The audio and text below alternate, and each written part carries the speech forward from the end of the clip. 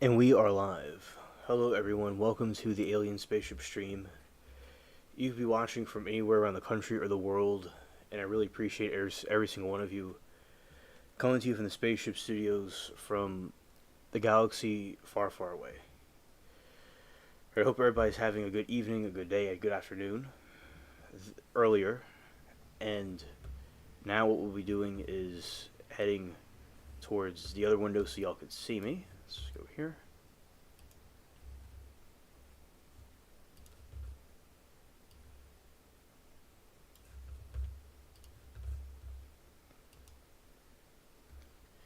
Alright, here I am, Alien Spaceship. Good evening, everyone. So, I was watching some trials today, and I was talking to some of my, friends in the chat.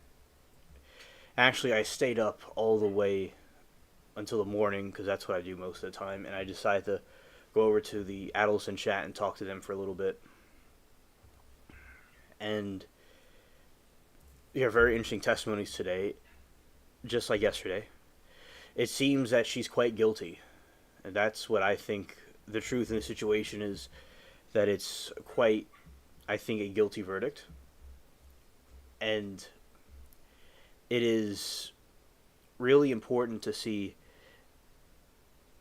although they've not gone to a verdict yet, I just think that in the Adelson trial, she's guilty because it's like she needs to see her grandson, her grandchildren, and she goes and murders the father. That doesn't make any kind of sense, any kind of logical sense. So it's really good to see this display where everybody can see it out in the world, and people making commentary on it. So there's a good time with that today. Also, I saw it earlier in the morning, right when it began, as well. I don't always see the beginning, but I did this time. Cardi B trial. I was talking to somebody and one of the relatives, and I didn't get there right away. But yeah, Cardi B was on, and that's a trial that I've been keeping up with. And a lot of people with Cardi B may not be a big fan of her. And I do think that when trials, it doesn't always matter where if somebody is, what they are, what they could be, in the sense, what type of fame they have, if they're a rapper or whatever. Everyone deserves a fair trial, and the situations can be something anybody can go through. Like it seems to be a situation where she allegedly assaulted the plaintiff in this case. It seems more like a money grab to me from observing the trial so far. It's very funny. The judge is excellent. I like the judge in the Allison trial too. He's nice also. So, yeah, there's some drama today, and Cardi B was on the stand. I think a few times. I think, in my opinion, today she had a different type of hair than before, and she looked bored as a Temu shipping room. That's what she looked like. Bored as possibly can be. Yes. And talked to one of my friends. We had a good conversation about things in the past. It was nice. So what we'll do now, as we have people come through, if they're able to, or whatever, we will be viewing news updates about this trial that occurred. So, going over here.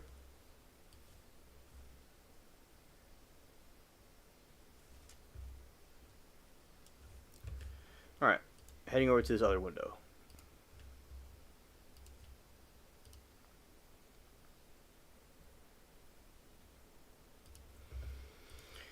Alright, shout out to the Spaceship Cats.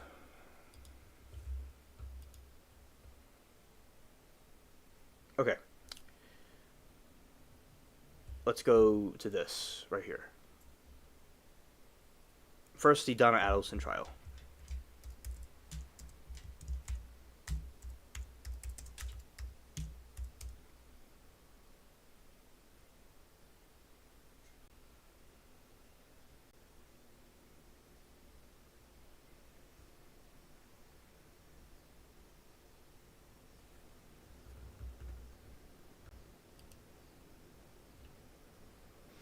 Alright, legal analyst dives into the defense's strategy after decades of evidence examined. All right, it's day 4 in the testimony in Donna Adelson's murder trial and conspiracy trial. All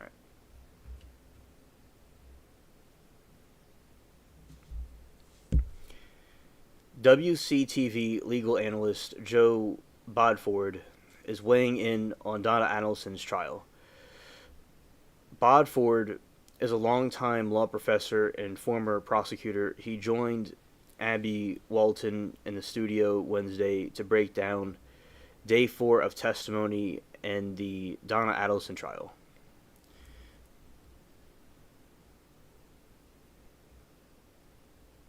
That's an interesting looking ad. No, that's not an ad, that's something in the website. On day 4 of the testimony during the cross-examination with an undercover FBI agent, the defense made a point saying how scared Donna Adelson was. As a law professor and attorney, Bodyford said they're going to try to say that she's shocked that something all of a sudden happened, and now the murderers are coming forward, and she's scared. Bodyford said both sides can use mounds of evidence discussed on day 4 of the testimony in their favor.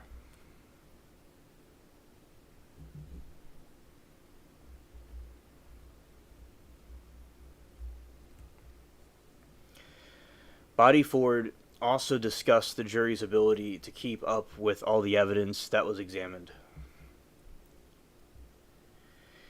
To keep up with the latest news, it says to go there. Let's see. Okay, that is it for that part.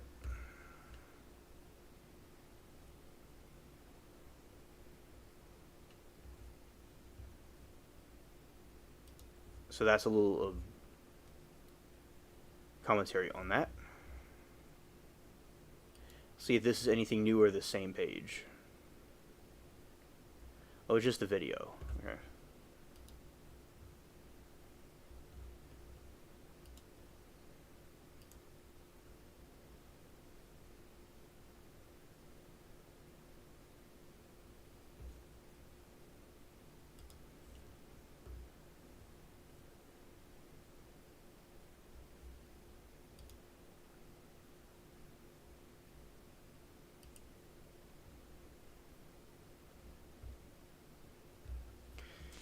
More than a decade after the Tallahassee father was shot in his garage, a 5th person is set to go on trial for the murder.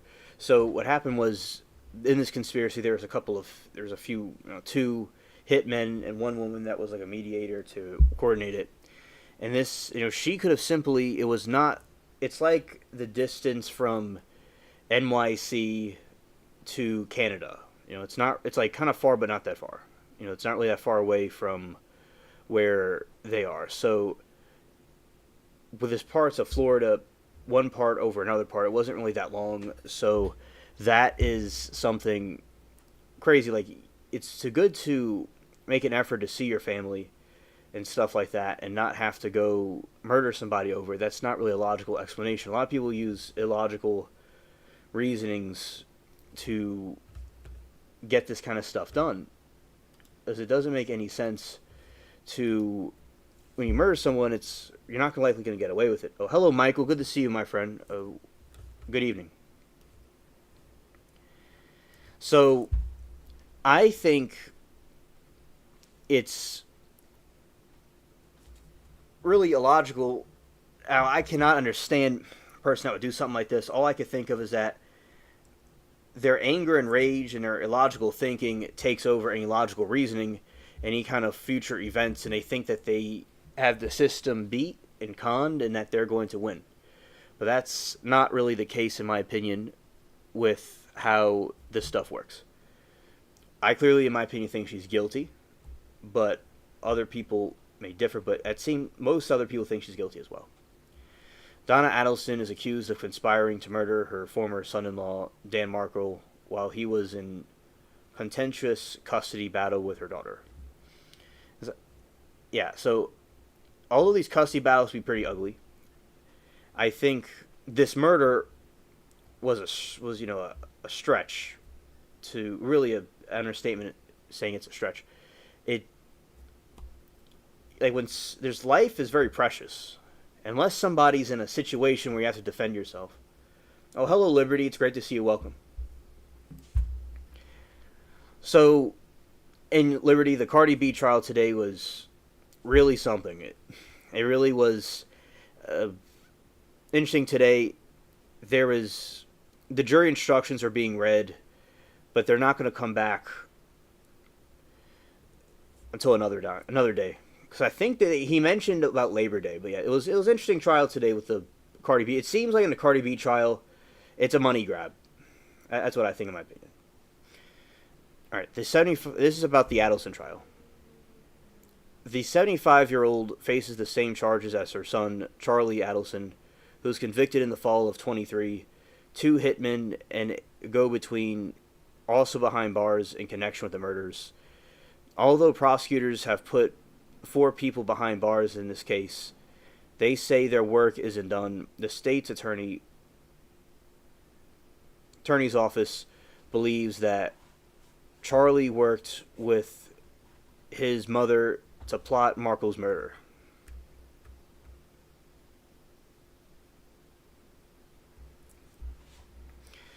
4:55 p.m. Jurors have been sent. They were home for the day. And lead agent in Dan Markle case, FBI Special Agent Stanford in the stand. Thank you, Zero. Not Zero. That's another user. Thank you, 666. And good to see you, buddy. Welcome.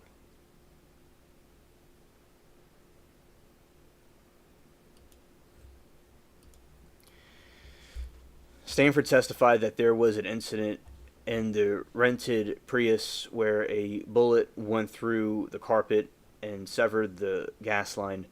This information came from Rivera, who gave new information after the proffer. Prosecutors elicit testimony that Rivers said that the homicide had to take place before Markle went to the business trip. Okay, so you have Hoffman. Sarah K. Dugan, one of the prosecutors in the case, has applied either to be county or circuit court judge. That was announced this afternoon according to Judicial Nomination Commission. Prosecutors have called another federal agent who said he interviewed Rivera. Rivera told the agent that, Katie, I'm glad to see you. Welcome. Glad you're able to make it. It was nice chatting with you and the others today in the trial chat. And I'm doing some reviews on the Adelson trial. I feel that bag up right now.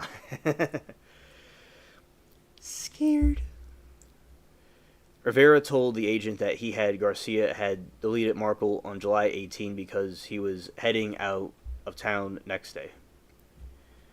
Stanford spoke about the wiretap that intercepted calls between Mag Buana and Charlie Adelson, saying that well over 10,000 calls and texts between the pair were intercepted. Prosecutors reiterated that these messages include Charlie talking about the house Wendy was set to buy in Tallahassee and the influence Donna Adelson and her child lives. After a brief recess, the technology issues, Stanford's testimony continued with a look at some of the wiretap calls. She needs to wake up, Donna said of Wendy in one of the calls. Quote, you'd get 30 seconds into your planned speech before Wendy told you about you to butt out of her life, and rightfully so.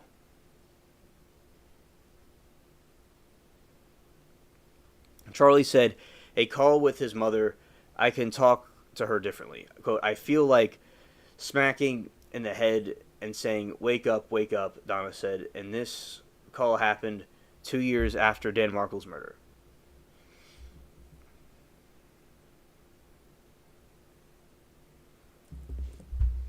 Absolutely, that is true, 666. He says, Katie, it's an honor to have you in here. It must be almost 2 p.m. out there.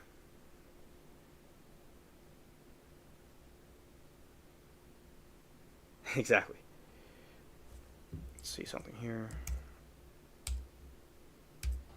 Come out of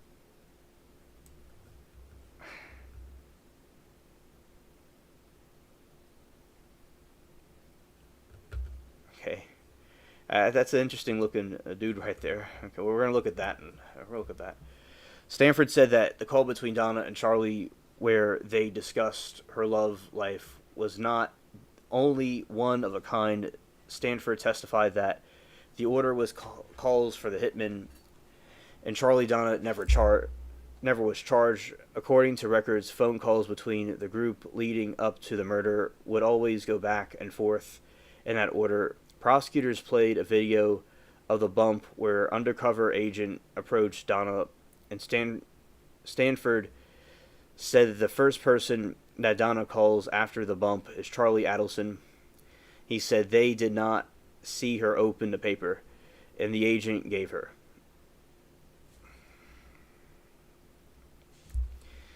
The phone call was played for the court. Quote, "I got paper hand delivered to me," Donna said. "You'd be sued?" Charlie asked. "No, I thought this is what this was, but I'm going to need to talk to you," Donna said.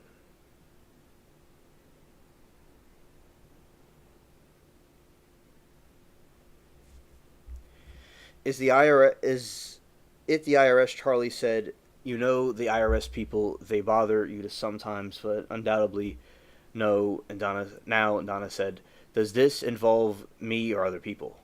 "Well, probably both. Probably the two of us. You probably have your understanding of what they're talking about."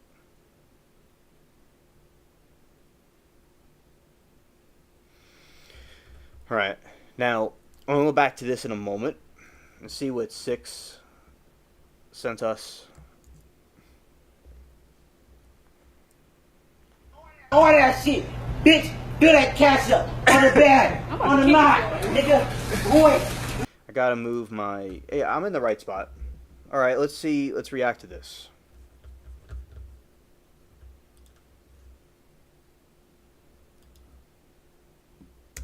Nigga, fill that cash up right now on the bag, nigga. Boy. Scared. Alright, you got this you have this a shorter individual in this video who looks like he's trying to hold up the gas station for those that might be listening, and yet he seems like he means business what he's doing. He's really on a professional heist right here. I don't give a fuck about none of that. No. 5-0. Fill that bag up. See what you on? Fill that bag up. This gnome means business. Yeah, I'm scared of him. Scared. This dude's the toughest guy on the block. Nigga, boy, nigga, fill that bag up right now, nigga. I need all that. What's he? You better put your disrespectful on man me. I need all that right now, nigga. Fill that bag up right now. Come on, hurry up. What are you? Fill that bag up. Fill that bag up. G, you about to blow up. Come on, let's go. Let's go. Hey. Right now. Bitch, let's go. Alright, now what he's doing is he's throwing a dodgeball with the candy and stuff. He's acting like he's doing a stoning. That's what he's doing. He's using his stoning powers to get something that we're not clear about what he wants exactly. Family. Yeah, Liberty, I do not know what is wrong with this individual. Maybe if it's not a prank or something or a joke video, this bro is on drugs. The gnomes are revolting. Yeah, he's trying to rob a store. So this is his way of doing store robbery.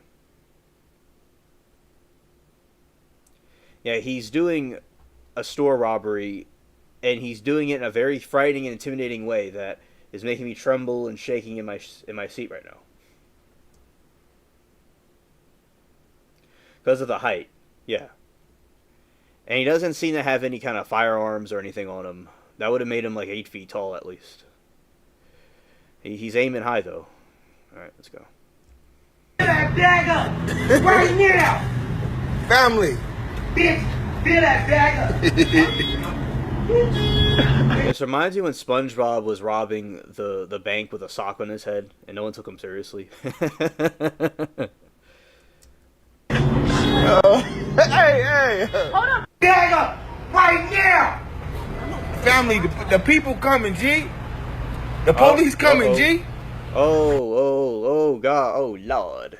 Scared. Bro threw the bottle on the floor like it was nothing. He's got his gnome hat on and everything. And the description says, reading description, midget rob store. Yeah, bro is fierce, man. Bro is fierce. Oh, hello, Rita. It's great to see you, my friend. So we're watching this gnome rob a store, and he's very scary. He's very intimidating.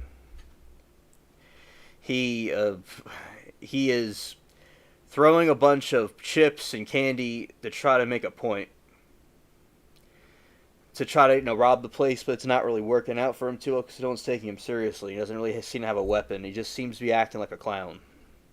A shout out to you, Rita, and everybody in chat. Appreciate y'all here. Ooh.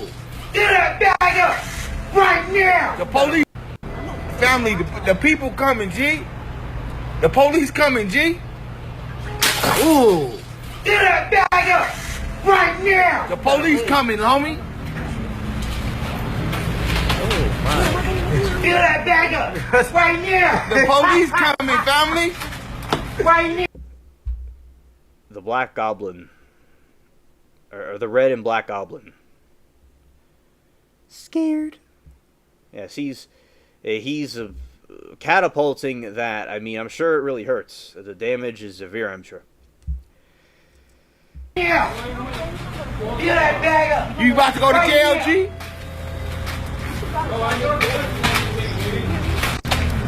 Fill that bag up right now. Come on, man. What's You know up, it. boy? Nah. What's Come up, on, boy? The police coming. What's up, boy? The police coming. Come on. Come on, man. What's up, boy? What's up, boy? It's like we need a magnifying glass to even see this dude. Like, there's people that have dwarfism. That's probably not the word, but whatever it's called, that are fine people. But this dude is like, what you say, boy? What you say, boy? He has a very, very big mouth, very loud voice, and it's like, the irony is quite real right there. Scared. Fill that bag up Come on, man. right Let's get up out now. of here. Imagine what this dude's baby pictures would look like. Yeah, I'm not surprised that he's doing stuff like this when he saw the photo album his family had. Oh, he's destroying everything in this store.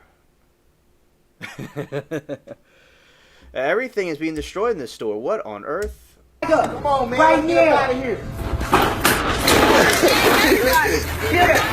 You want to go to jail, G? This nigga. Right now. Oh my goodness, this man destroyed the whole rack. I mean, the rack, what did the rack do to him? Oh, his mugshot, it will be quite short. It'll be a short-lived mugshot. Liberty, absolutely. I would think it would be frustrating. Yes. And there's people of that height there's a show about it. And there's people of that height that are fine people. And it's not easy for them. There are other people that have disabilities or alleged deformities. And nothing against people with this type of disorder. Or not disorder, this different type of formation. It's just in this situation, he is using it for a nefarious way to try to ruin a store and cause harm. But yes, absolutely, Liberty, you are correct. It must be very difficult. And I don't know what he went through in his life for him. But I'm sure he went through some things. I have an idea. But now, I think that he's taken out his anger the wrong way. But yes, Liberty, absolutely. He probably was bullied quite a bit, also. Fill that bag up. Where the bag at? Where the bag at? Right here. I'm gonna pay for this. I'm gonna fill the bag up with you. I'm gonna fill the bag. I hear him. Here they come, bro.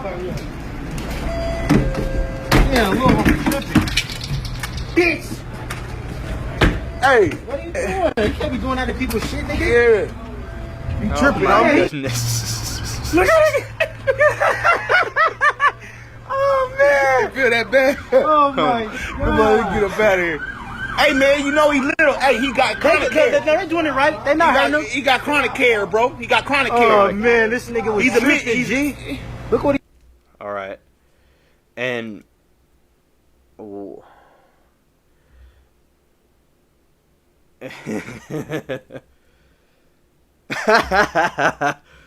Glow says, whose bag we filling up? The distinguished gentleman right here. And anybody that had this, was formulated like this, would not take any shots at them. When this situation, I'm not going to be a happy camper about this type of, you know, action in the store. Although, yeah. Alright, Glow. So this is the fellow that we're filling up the bag for. I'm going to do a replay. Alright, here we go. Right now, on the bag, nigga. Scared. Wait. I don't give a fuck about none of that. No. 5-0. Fill that bag up. G, what you on? Fill that bag up. Nigga, boy, nigga. Fill that bag up. Right now, nigga. I need all that. What's he? You better quit being disrespectful though, man. Leave. I need all that. Right now. Nigga. Fill that bag up. Right now. Come on, hurry up. What he done? I got wondered at first it was a prank video because the person doesn't have any kind of weapon on him. He's just throwing things. He seems like, regardless of height, he seems hard to take it seriously the way he's acting. Just this man said dwarf toss, but the gnome curveball. But yeah, it just. Yeah, he would win the game. He'd win the game. And it's kind of like, I wonder if he's drinking something. Because someone that's small like that can have a large firearm or be dangerous. They could throw a curveball at him, like in baseball. You know, sometimes in baseball, a ball comes and it may hit you in the face. So, you know, you throw something the right way, it'll hurt someone. Yeah, so continuing. Fill that bag up. Fill that bag up. G, you about to blow up. Come on, let's go. Let's go. Hey, hey, Right now. Bitch, let's go. family, Fill that bag up. Right now. family. Bitch, fill that bag up. Hey. Bag up. Right now. Family, the people coming, G. The police coming, G. Ooh. Fill that bag up. They have to fill that bag up right now. They got to fill it up. You know, he means business. As I said, it reminds you of a SpongeBob episode when SpongeBob had a sock on his head and he said, "All right, give me everything." And he had his bag out ready to be filled. And he said, "Do you want to open up a new account or not?" He said, "Yeah, sure." This is like a cartoon. Right now. The police coming, homie. Fill that bag up. Right now. The police coming, family. Right now. Fill that bag up. You about to go to Right jail, now. G?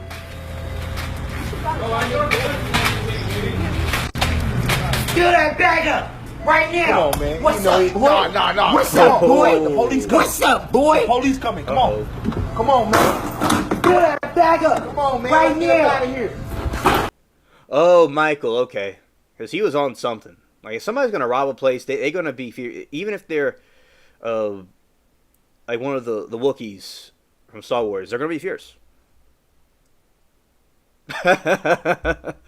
Yeah, Michael, fill that bag up.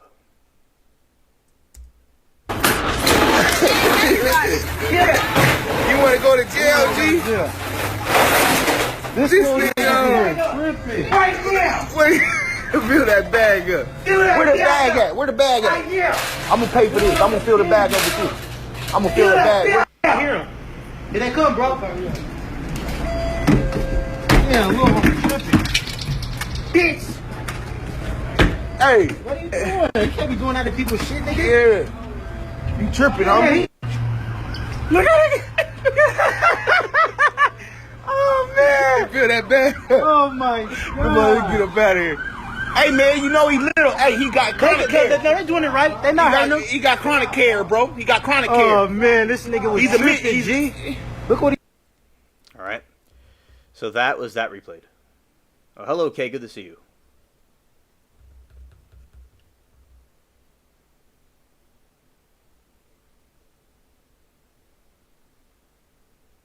All right, so Kay, this is a scene. I'll play it one more time. Play it one more time. So we're examining this video.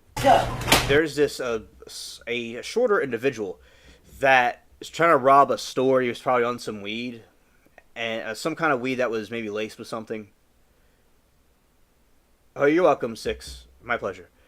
So this is, a scene, and he's trying to rob a store, and he's vandalizing the store. And being that of that height may have not been easy for him. I don't know what he would have. He probably went through a lot of hardships. And I just feel he's expressing it in the wrong way, because there's better ways to express this type of rage you may have and channel it into something more productive. But here we go. Right now, on the bag. Nigga, boy. I don't give a fuck about none of that. No. Yeah, it's just that's why at first I thought it was like a prank, because it's hard to take it seriously when he's like barely throwing it, and he's like, fill that bag up right now. Like he's like just hanging out. He has no weapon on him. He doesn't even have a fork or a spoon or a Sheen butter knife or a plastic Sheen knife or a plastic Temu knife. He doesn't have anything. He's just throwing stuff around. Yeah, fill that bag up. Michael knows the drill. All right, he knows the drill. 5-0. Fill that bag up. G, what you on? Fill that bag up. Nigga, boy. Nigga, fill that bag up. Right now, nigga. I need all that. A spoon. Scared. Skirt. Ski-aired. I need all that. Right now. Nigga. Fill that bag up. Right now. Come on, hurry up. What are you? Fill that bag up. Fill that bag up. G, you about to blow up. Come on, let's go. Let's go. Hey. Right now. Bitch, let's go. Family. Fill that bag up. Right now. Family. Bitch. This man said he can't reach the hot dog stand for the spoon. I guess not. He would need a step ladder. He would need a little stool, but he used the stool already. He tripped over by mistake. Fill that bag up. Hey. Hold up. Bag up. Right now. Family, the people coming, G. The police coming, G. Ooh. Fill that bag up. Right now. The police coming, homie. Fill that bag up. Right now. Make The him- he's police good. coming, It's family. good. He made it. Right now. Fill that bag up. You about to go to jail, G?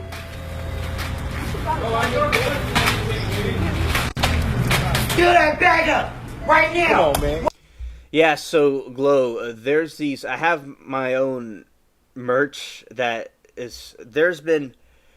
Yeah, I have my own merch store, and people like the merch that have gotten them. They thought it was pretty cool. As I said, I will put it in the chat for people to window shop it and see what the people are talking about. It's interesting. Hello, eFrog buddy. Good to see you. All right, I'll put the link. No one has to buy it. People can just window shop. And just like look at the art. That's all.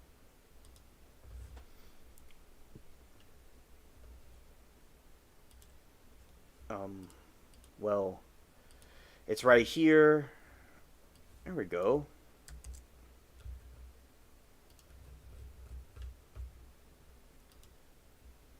This man said the Oompa Loompas are mad, embarrassed right now. Yes, absolutely. Yes, Rebecca and Sharon.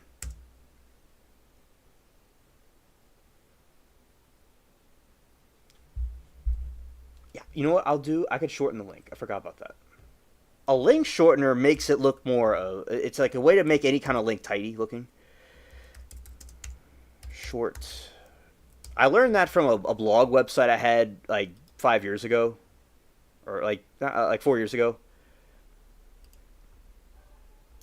And it's something that I learned from back then. Okay, so what's that?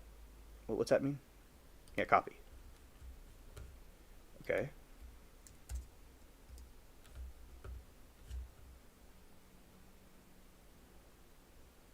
Okay, I will do that. I will do that. Glow, thank you for the suggestion.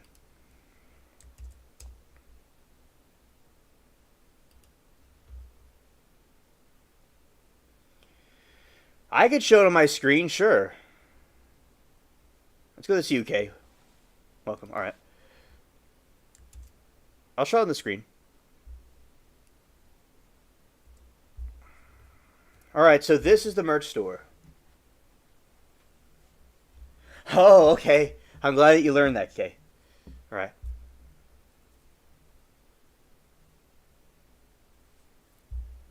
All right, this, step into the wormhole, and I'm going to take myself off the screen for a moment.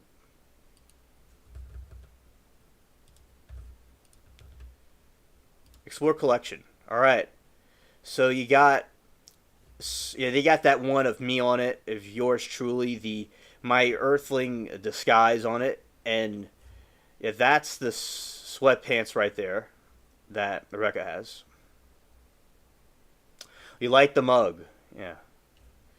And this is Alien Lives Matter. This is one of the mugs. Oh, the T-shirt, yeah. Yeah, this is the mug. All right, that's one of the mugs. There's a bunch of mugs.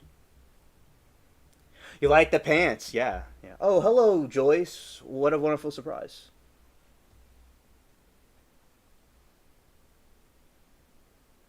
Yes, Joyce. That shirt could come into existence at some point, possibly. Yeah, I mean, that would be a cool idea. And yeah, if we all were selling merch, that's what it would be. Yeah. And good evening, Joyce. It's great to see you. Oh, thank you. Thank you, Glow. Yeah, this is Alien Lives Matter. And also, another one, Sharon got one. That's Alien Lives Matter. Oh, thank you, Katie.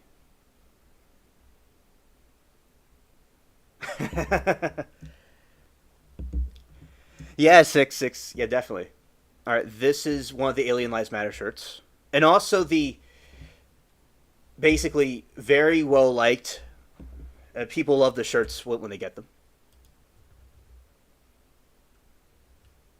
Oh, okay, Joyce.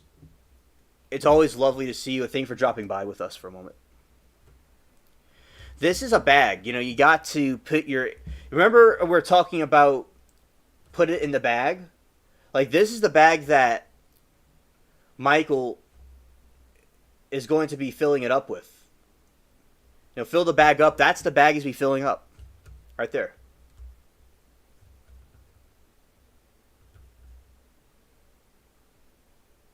Yeah, exactly, Glow. Right. You see, and there you go. You put all your when if you need your bag to be filled up, that's the bag to get. When and Mike will take care of the business. You send him out, and he will take care of it.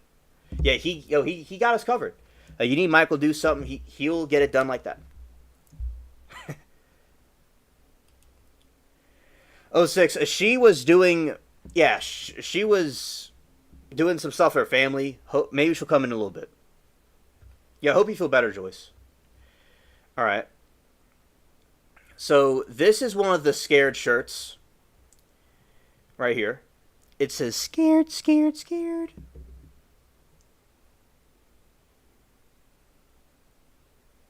So I have to take out everything. I just put it in the Walmart bag. Yeah, you use the Walmart bag for the takeouts and the alien bag when it's really serious cargo to be protected. That it doesn't break through. And you have the scared right there, the alien symbol right there.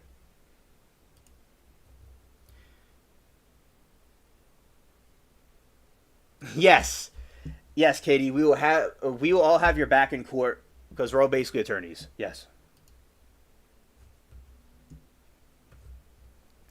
All right, so this is for ladies, the ethereal handbag. It's a type of it's like a purse handbag, right? And it has the little alien spaceship sticker right there, and you put all your out of this world books and little things in there, like little books or personal items, mirrors and things in those bags right there. All right. And the classic, that's the flag of the spaceship, by the way. This is what the flag of the alien spaceship thing would be. It's the purple background with the green alien on it. That's the flag we fly.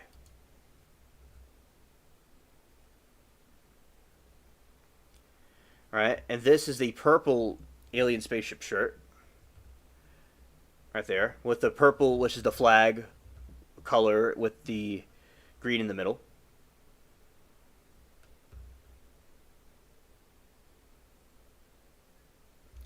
Six says, "I won't have your back. I will say you did more Shiot to give us a new trial." Scared. All right, this is one of the hoodies, one of the alien spaceship hoodies. And blue was the school. My school's color is blue that I went to, so I made it blue. That's a blue variation. Okay. And this is the alien spaceship mug right here. And right there's the alien spaceship mug.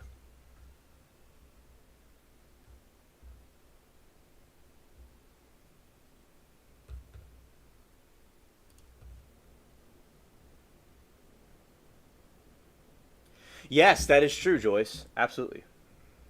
Yes. Yeah, the crown. That's a very great idea. Another Alien Lives Matter shirt. That's the official black shirt right there.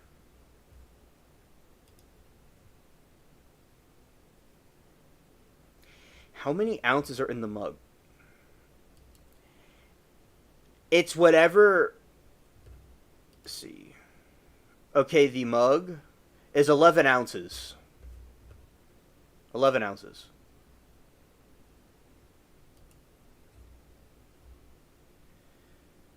Oh, yeah, absolutely. Absolutely. With the crowns. Yep. This is an alien spaceship shirt. Very, neon black. In the back, it has the alien head right there. Okay. That's it, fold it. That's it right there. It's nice and fit and snug.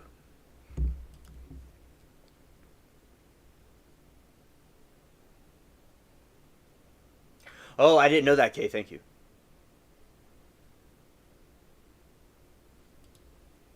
This is one of these scared. Alright. And you have the floating alien head. That's adjacent to the to the two A's on the side. Right there. And you have scared, scared, scared. That's one of the sweaters. Oh, 20 ounces of coffee. Well, that's nice. That's good. I haven't had coffee in a while, but it's something nice to drink. It wakes you up. All right. Okay, Glow. Okay, Glow. Understood.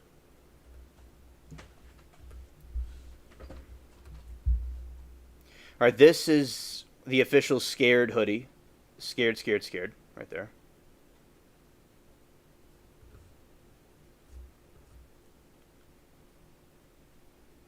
That's one of the Scared, and this is one of the Scared shirts.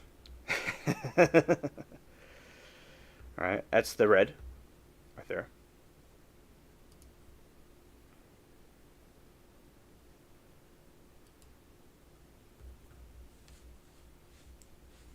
And then that is a Scared without the alien symbol on it. Another hoodie.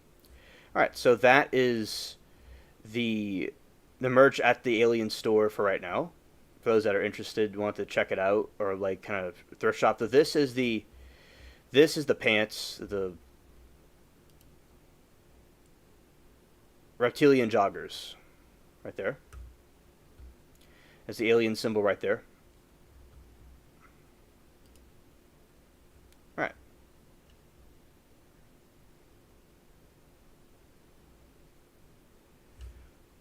Well, I do not know, Glow. If he does, I am not aware. He hasn't made an announcement. Scared. Now, that's one of me. With the little alien symbol right there. That's like the thumbnail that I use.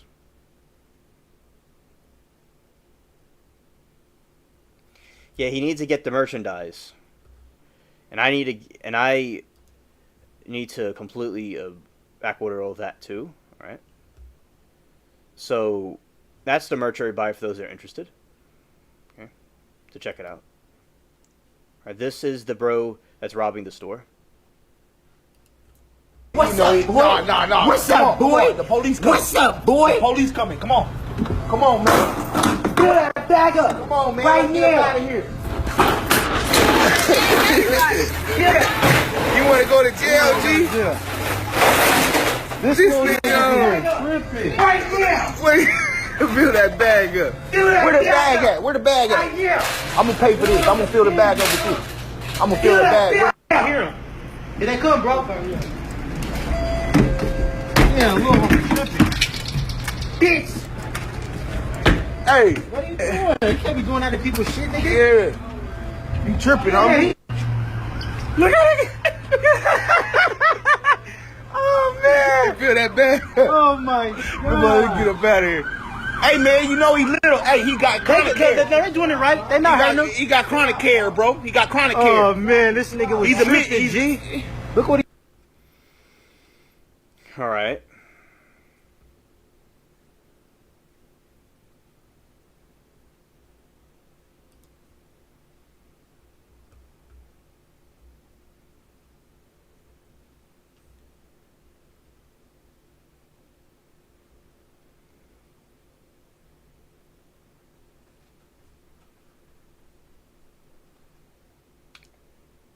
This is some scenes from the Cardi B trial.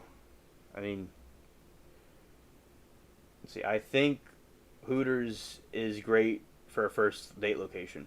Ah, very wise. Yes. Had to cut Jim loose. Okay. Let's see. Let's see some of this Cardi B stuff. This was funny.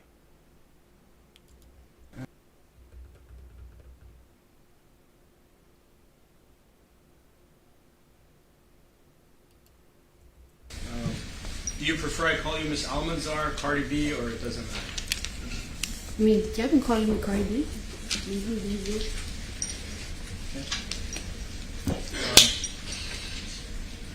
You feeling better today? Maybe. And I'll need you to speak up, man. Yeah, Hard to hear you. yeah, a little better.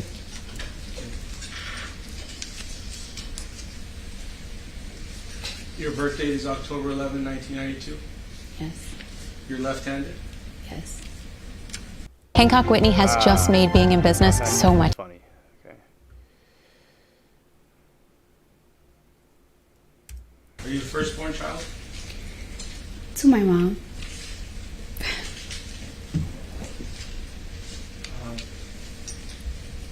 Did you take any medication, drugs, or alcohol that would affect your ability to testify today? No.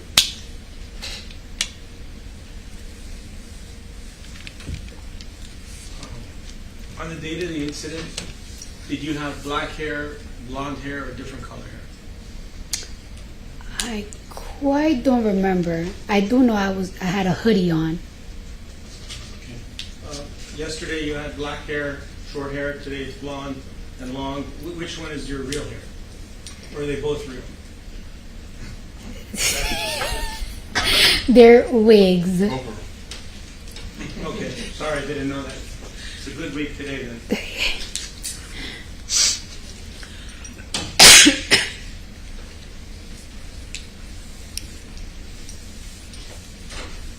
Do you have any affiliation at this time with a gang?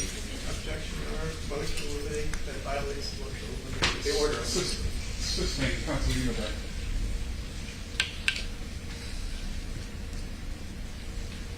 Your fingernails, can you show them to us for all of us to see? How long are those fingernails? Just your best estimate. I want you to take a ruler to it, but if you were to give your estimate, is that half an inch, 1 inch, 2 I inches? think it has to be less than an inch. And Way less than an inch. can you show them to us again? All right. Are they pointy? These are not, to me, are not pointy. They're like circle, oval, Okay. Are those your real nails or are they fake nails? fake nails. If I wanted you to change them to 3-inch nails, how long would it take for you to do that right now? Well, it really depends. Like these are like glued on, so they will be a little bit quicker. Sometimes I do acrylic, which could last me on for 2 weeks. I will literally have to take like 2 hours to melt them off if they're acrylically on. On December 24th, 2018, do you remember going to 8920 Wilshire Boulevard in Beverly Hills? December? I'm sorry. February 24th of 2018. Do you remember going to 8920 Wilshire Boulevard? Mm-hmm. Mm-hmm. I'm looking at sir with a yes or no. Yeah. Yes. Okay.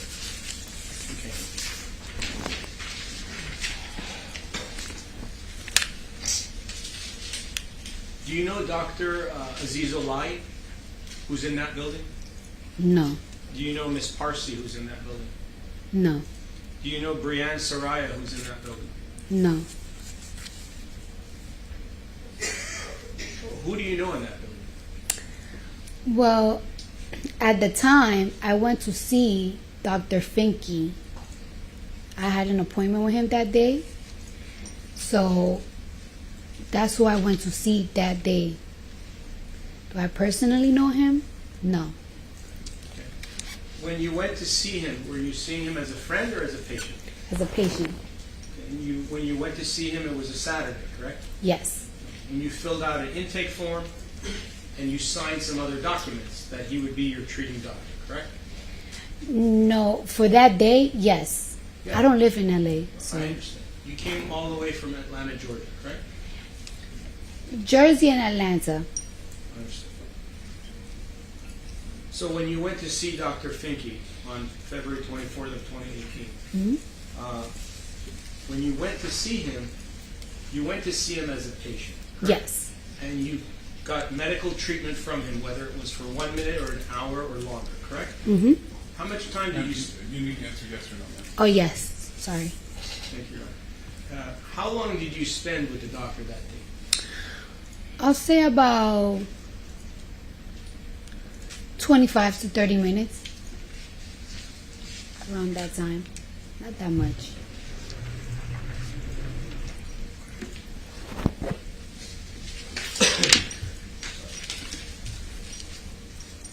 And when you were there on that date with Dr. Finke, Did he examine you? Yes, he examined my baby for a little bit. And what baby was that? What number? Number 1. Oh, that was the first child you ever had. That's my first child, yes. And you were 25 years old at the time. Yes. You're aware that plaintiff was the same age as you at the time? No. Assisting. No.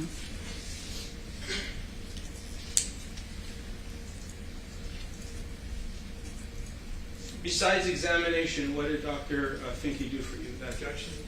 Assisting. We're not here for her medical care. Counsel. Yes, sir.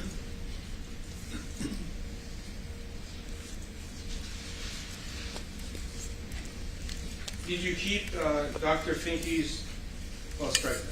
Who referred you to Dr. Finke? I asked somebody to find me like a very upscale private doctor. So I was like, I need to go to the doctor's like tomorrow. Like I feel so weird.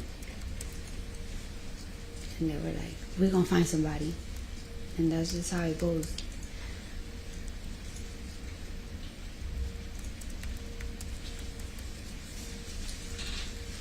When you were outside in the hallway, before you entered Dr. Finke's office, did you see this individual, Imani Ellis, in the hallway?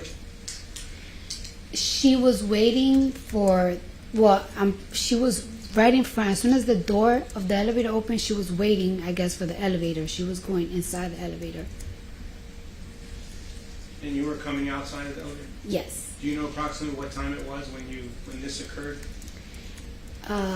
About, I guess, like in the afternoon, 1 o'clock, around there. Yeah, 1 something.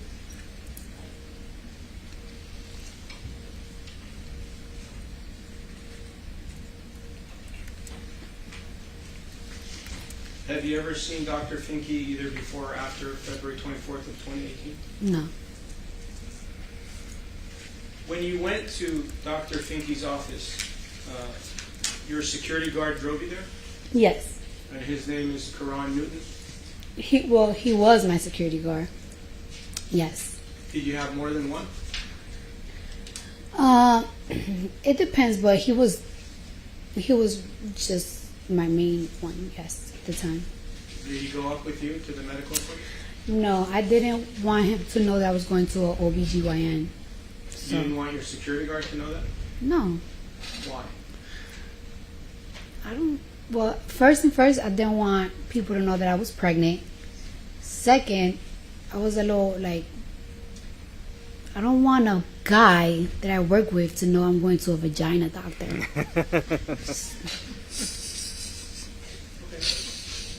Did you trust your security guard? In That was- certain ways, yes. In certain ways, That was no. hilarious, and the chat was going wild I when she don't- was saying this stuff. I don't know. Sometimes you just really don't trust everybody in your business. You don't want everybody in your business. Do you remember what floor you were on when you exited the elevator? The 5th floor.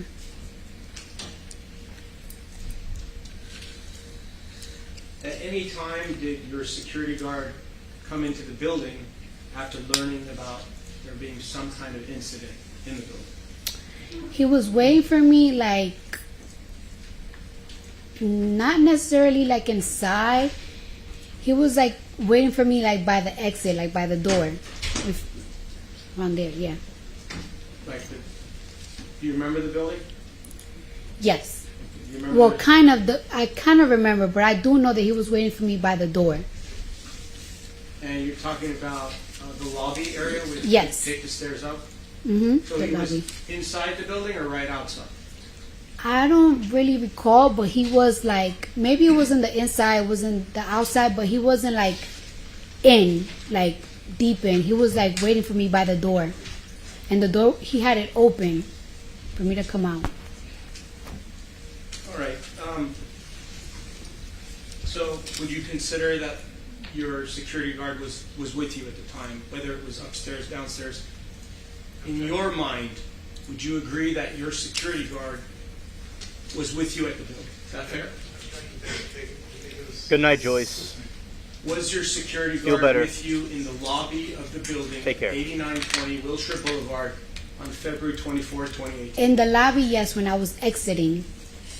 When I was But exiting. He was in the lobby with you, In the right? lobby. I can't say he was with me because we was leaving. He never went upstairs, so. Do you know if your security guard, Karan Newton, spoke with Miss Ellis at any time that day? He did not tell me he spoke to her at all. Do you know if he did?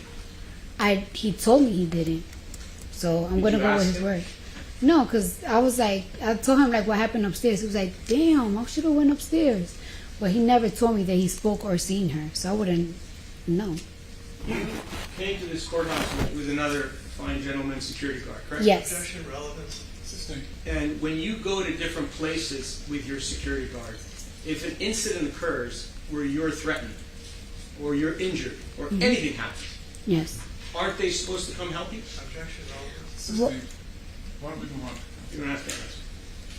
When the incident occurred, did you call your security guard or send him a text message or do anything to let your security guard who was with you know that something happened where you wanted his help? Objection, argumentative as to with you. Overruled. I told him like, yo, you wouldn't even believe what just happened upstairs. And he was like, what happened? And I practically told him like, I'll tell you later, like when I leave. I'm like, wait for me. But I told him like, wait for me downstairs, like by the door. And that's what I told him. If you were in any danger, would you call your security guard or would you call the police or would you call both? Or do nothing? I Assisting. Did you feel that you were in danger on February 24th, 2018 when you were upstairs on the 5th floor? for like those 50 seconds, yeah. After I went to my appointment and like the argument just passed me, I didn't even mind it anymore. 'Cause Did your attorney show you a photograph of Dr. Finke to refresh your recollection as to who the doctor was that you saw on that date? yes, And you had a different set of attorneys before, in 2022 and 2023. Did they do the same thing? Objection, relevance. no, they didn't. So, do you know what's discovery? Yes. What are form interrogatories? Oh, honey, I don't know what that means. What is special interrogatory? I do not know. What are requests for admissions?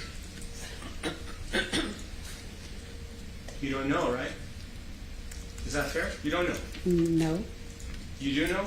no. Okay. And when your attorney responded to the written discovery on your behalf, did he or she show you the discovery responses? Did they email you a copy of it? I mean, I will have to see what you're asking me. I will show it to you. May I approach, Your Honor? You show her the discovery only? Thank you, Your Honor. Could you identify it, please? Yes. I will show it to you.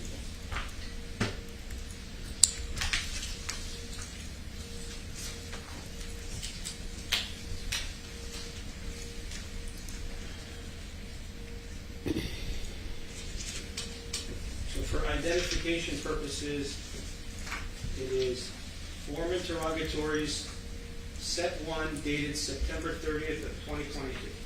You're telling me that's what it is? That's what it is? Okay. Just I'm going to show you this document. You can take a look at these pages. Did your attorney show you those documents at any time in your life? I'm not quite sure. I don't think so. No. Whoa.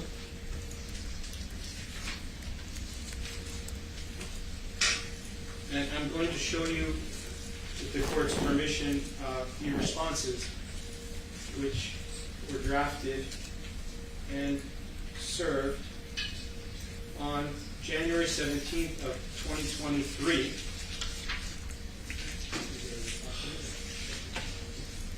May I approach, Your Honor? we'll show you these documents as well. So you can take a look at those documents. Do you ever remember receiving these documents from anyone, whether it was your attorney, the attorney's paralegal, a family member, anybody? Did they ever show you these documents when they responded on your behalf? This one I saw. This one I saw. Okay. You saw that one? Yeah. Okay. I want to go over it with you. On the one that you're on the right, if you can look at 12.1. You see the question, 12.1? It would be, I believe, on the 6th or 7th page. And it will ask if there are any witnesses to this incident. Yeah. Well, can you There's not a question for you. point it to me? I'm sorry? Point Show it it to to you. me. Yeah. Sure. Can I approach you on it? All right.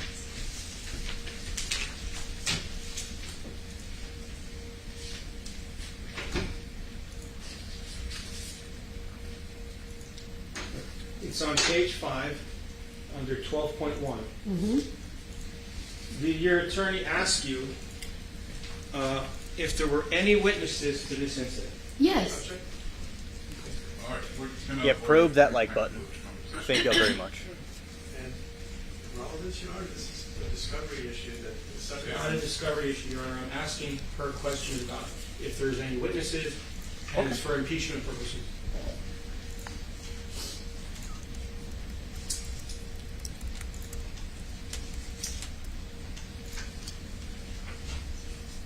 Okay, and if you look at the response, there's a response there in the 50-page document to your left. May I show it to her, Your Honor? Go ahead.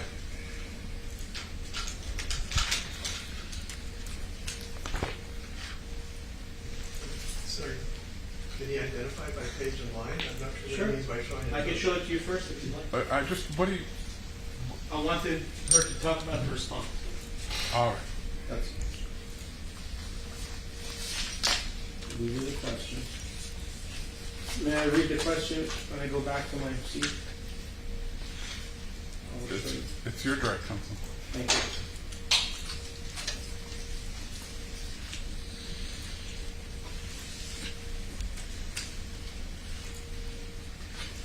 Hello, Capri and DK. It's great to see you.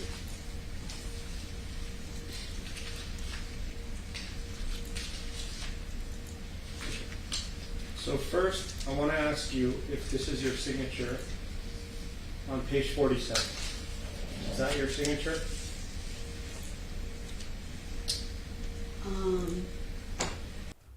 If you want to build an app and have no idea. Okay. Appreciate you very much hanging out with me. All right. 'Cause if it's like by electronic, that's how I sign. Like, Okay.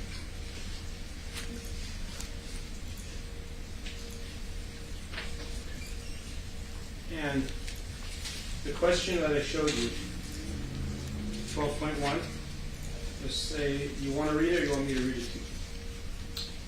you can read it. State the name, address, and telephone number of each individual who witnessed the incident. This is A, so paragraph A. Or the events occurring immediately before or after the incident. Mm-hmm. That's what the question is. Yes. As you sit here today, Yeah.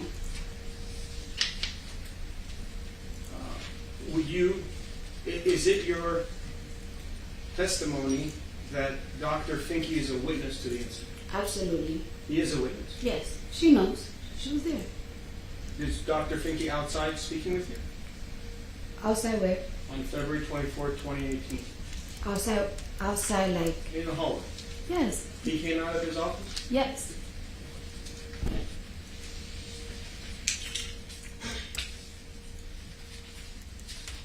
And your response in 12.1, this is what you responded with your attorney's assistance. I won't hold you 100% at fault for it. But question, Your Honor, I withdraw. assistant. I apologize. The response is, responding party incorporates by reference the preliminary statement and general objections set forth above. Subject to and without waiving the foregoing objections, responding party responds as follows. Responding party may be contacted through defendant's counsel. Imani Ellis may be contacted through plaintiff's counsel. And then it says unknown staff / employees at Cedars-Sinai Medical Center, including at least 2 such persons who intervened during the incident. Discovery is continuing. Were you at Cedars-Sinai Hospital or Cedars-Sinai Medical Center when this incident occurred? No. Okay. But to my knowledge, Dr. Finke works also for Cedars-Sinai, but we wasn't for Cedars-Sinai. Is there any reason why your attorney or your prior attorney? Yes, sir. We're not going to.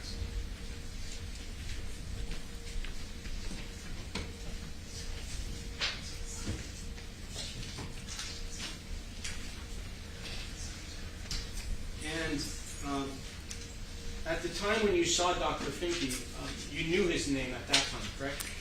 I didn't know his name. And for a while, when I was getting asked by lawyers like his name and like the receptionist's name, I didn't know it because I saw him one time. So I kind of like just forgot about him. But when your attorney asked you for the name for purposes of trial, then you did remember the name. I didn't remember the name. I told him there was 2 witnesses, the receptionist and the doctor. I told him it was a doctor. My doctor came out at the time, the guy that checked me, and the receptionist. She knows. She was there. He was there. Who knows? The plaintiff. She knows. How do you know she knows? Because that's who separated. That's who separated and got in between us while we was verbally arguing. Who got in between you? The female receptionist, she came out first and she started like telling her like, "You're security, what are you doing?" And then that's when the doctor came out. He was like, "Go to my office." And that's when I just walked away, and that was the last of it. Okay. And 12.1 question 12.1 subparagraph D. State the name, address, and telephone number of each individual who you or anyone acting on your behalf claim has knowledge of the incident. You just testified that Karan Newton was downstairs in the lobby on the date of the incident. You also testified that you told him different things about the incident. What is the reason, this is the question, what is the reason you did not disclose Karan Newton's name in discovery?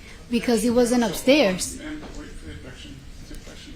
The person mischaracterizes the testimony, it's compound, it's irrelevant to the merits of the case. Sustained.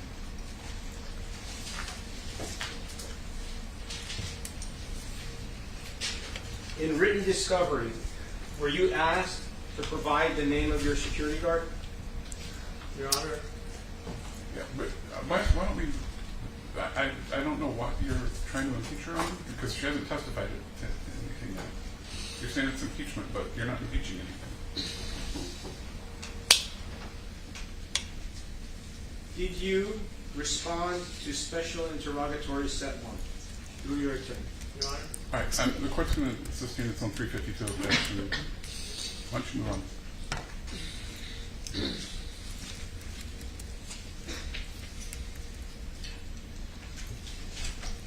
Do you consider Karan Newton to be a witness in this case? No, Sustained. Counsel, I need you to move on. This case isn't about discovery. You might want to move on to what it is about. Is Tierra Malcolm a witness to this case? Counsel, please. Do you know of who the witnesses are to this All right, we're going to take a break, folks. Why don't we take a 10-minute break? We'll resume at 3:55. In the meantime, please do not discuss the case with him. All right. Heated courtroom exchange. Let's see, that was something interesting. Okay. Well, hello, Careville. Great to see you, buddy. Oh, this is a nice reunion here. Good morning, Ms. Carnegie. Good morning.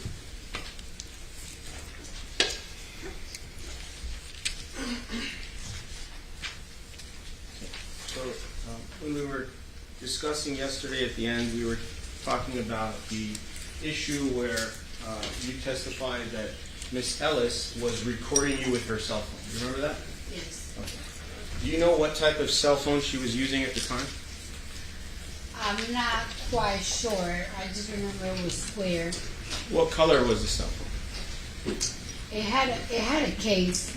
It definitely had a case. But When- I'm not sure. Do you know if the type of phone that she was using when she was recording you, would a light go on, or would some kind of noise? It didn't have a light. It didn't have a light. So, if the cell phone was facing Miss Ellis, I'm assuming it was. Well, let me ask you that. Was the cell phone that you're talking about, was it facing you or was it facing Miss Ellis? The camera was facing me. When I got off the elevator, her phone was here. Then when I was walking and she was behind me, and then she said, "Oh my God, y'all, Cardi B, Cardi B." I looked back and the camera was like right there, like practically on her chest type stuff. I'm like, "Yo, why are you recording me?" Okay. And you've seen, like, you know, police officers where they have a camera on the front of them. Have you ever seen that, where a police officer will have that? I never seen that, but that was her phone, not a camera. I understand, but I'm saying, have you ever seen a security officer, a police officer have a special camera on their chest which records what occurs in front of them? Relevance here. I'm not saying she was recording you. I am asking you this question. If she was recording you, why does it matter? Because she's a security guard and I'm going to a doctor's office. It definitely mattered. You were causing a disturbance. Maybe I she wasn't wanted to causing record a you. disturbance. Time out. Let's not talk over each other, number one. Wait for him to finish Sorry. asking the question before you answer. Do you own the building of 8920 Wilshire Boulevard? No, I was walking to a doctor's office. Do you agree that you were a guest in that building? You were Yes. a visitor, correct? Yes or no? Yes. Okay. When a security officer tells you to leave, are you supposed to leave? Objection, Your Yes or Honor. no? Sustained, it's asked and answered. We covered this yesterday. You were causing a disturbance in the building. She started the disturbance. Did you I'm also... sorry, ma'am, if you hear an objection, please wait. Oh, sorry. I'm fine. Okay. That should pass. Withdrawn. Do you remember yesterday you said that there was a verbal altercation between the two of you? You remember that? Yes. Okay. And an altercation is a fight, isn't it? It's a verbal fight. You had a verbal fight with her. Asked and answered. Yes or no? Yes. Sustained. You used the F word during that fight, didn't you? Yes. What other words did you use? Tell us in your own words what you said. I said, on my face. Why are you in my face? Why are you recording me? Ain't you supposed to be security? Tell it to Why her are now. you- Go ahead. Huh? Say it again. Say it. Objection, Your Honor. You want me to say it to I her want face? you to tell it to her face what you said on that day so she can hear it for The herself objection again. is sustained. Hey, Your Honor, do we have civility in the Yeah. courthouse? Why don't we just take the temperature down a little bit? If you have factual questions to ask her, please do so. It's not the time to argue with her. What were the words that you used when you got off the elevator to this security guard who's no longer a security guard at this time? Objection says argumentative and also covered yesterday. It's been covered several times, so it's asked and answered. The objection sustained. What did you tell Imani Ellis yesterday? Counsel, you need to move on.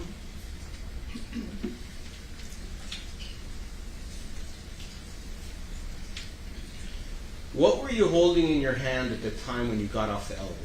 Objection. Well, excuse me, argument. Overruled. Nothing, correct? You weren't holding anything, were you? No. You had both of your hands free to do whatever you wanted to do, correct? Yes or no? Objection, relevance. Overruled. Yes or no? Yes, yes. Okay.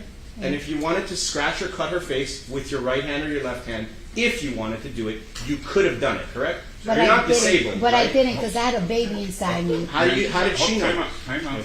Let's slow down the pace just a little bit before the opportunity to give objections and for the court reporter. What was the objection?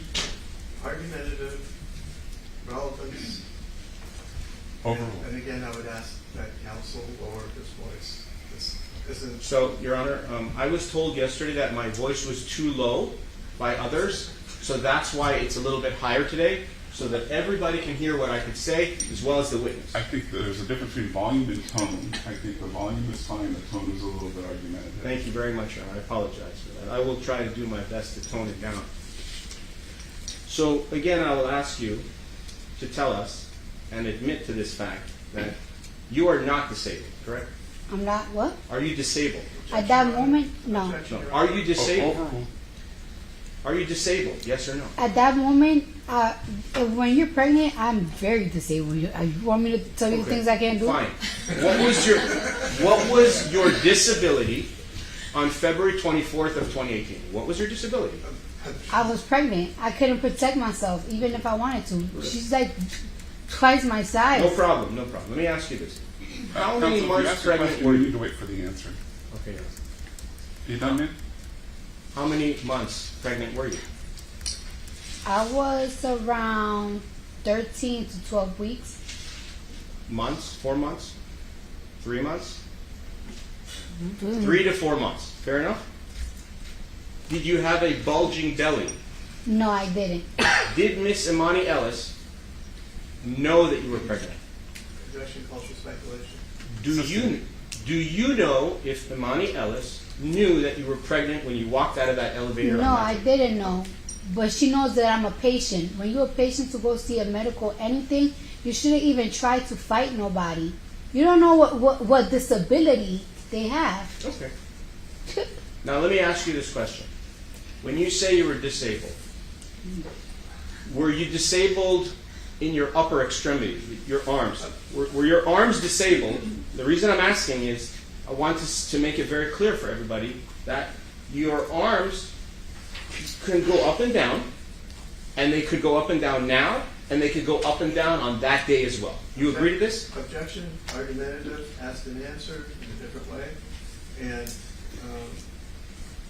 I guess that's fine. I'll let you can answer this once. Please don't ask it again. If my arms were disabled? No, my arms weren't disabled. No. Can you raise your arms up now? Objection, Your Honor. Can you? You don't have to do it physically. I'm saying, are you able to do it? Yes. And on that day, you were able to do it as well. Correct? If I wanted to, yes. Okay. That's all I'm asking.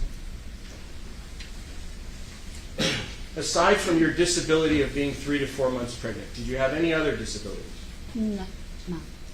Do you have a disabled placard? Are you legally disabled in any way? Why don't you move on, counsel?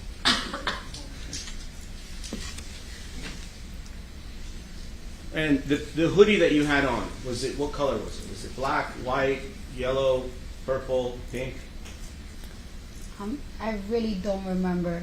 I really don't remember. And was the hoodie over your head or Yes. no?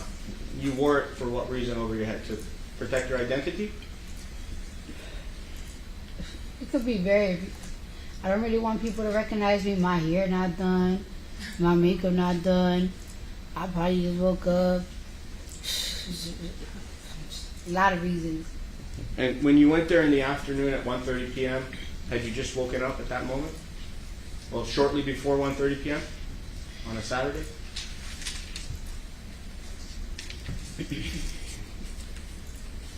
Objection, relevance. Sustained. When you went to the building at 1:30 p.m., were you fasting or you had eaten something before you went to see the doctor? Sustained.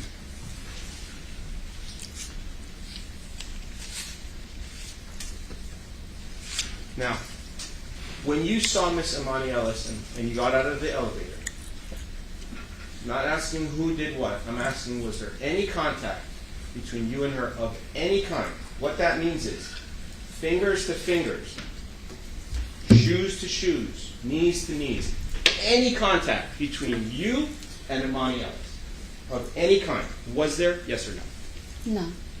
So she didn't touch you, correct? No.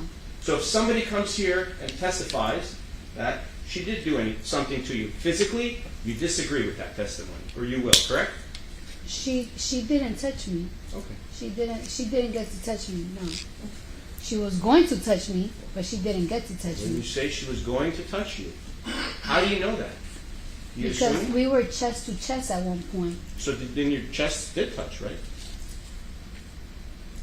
I'll say that, but you did say when I got off the elevator, Okay. we Let's- we walked a little bit. That's when we got chest to chest. When we got off the elevator, we didn't do no contact. I understand. So here's how we're going to do this. The date of the incident is February 24th of 2018. Do you agree? Yes. Now I'm going to talk to you about the whole day.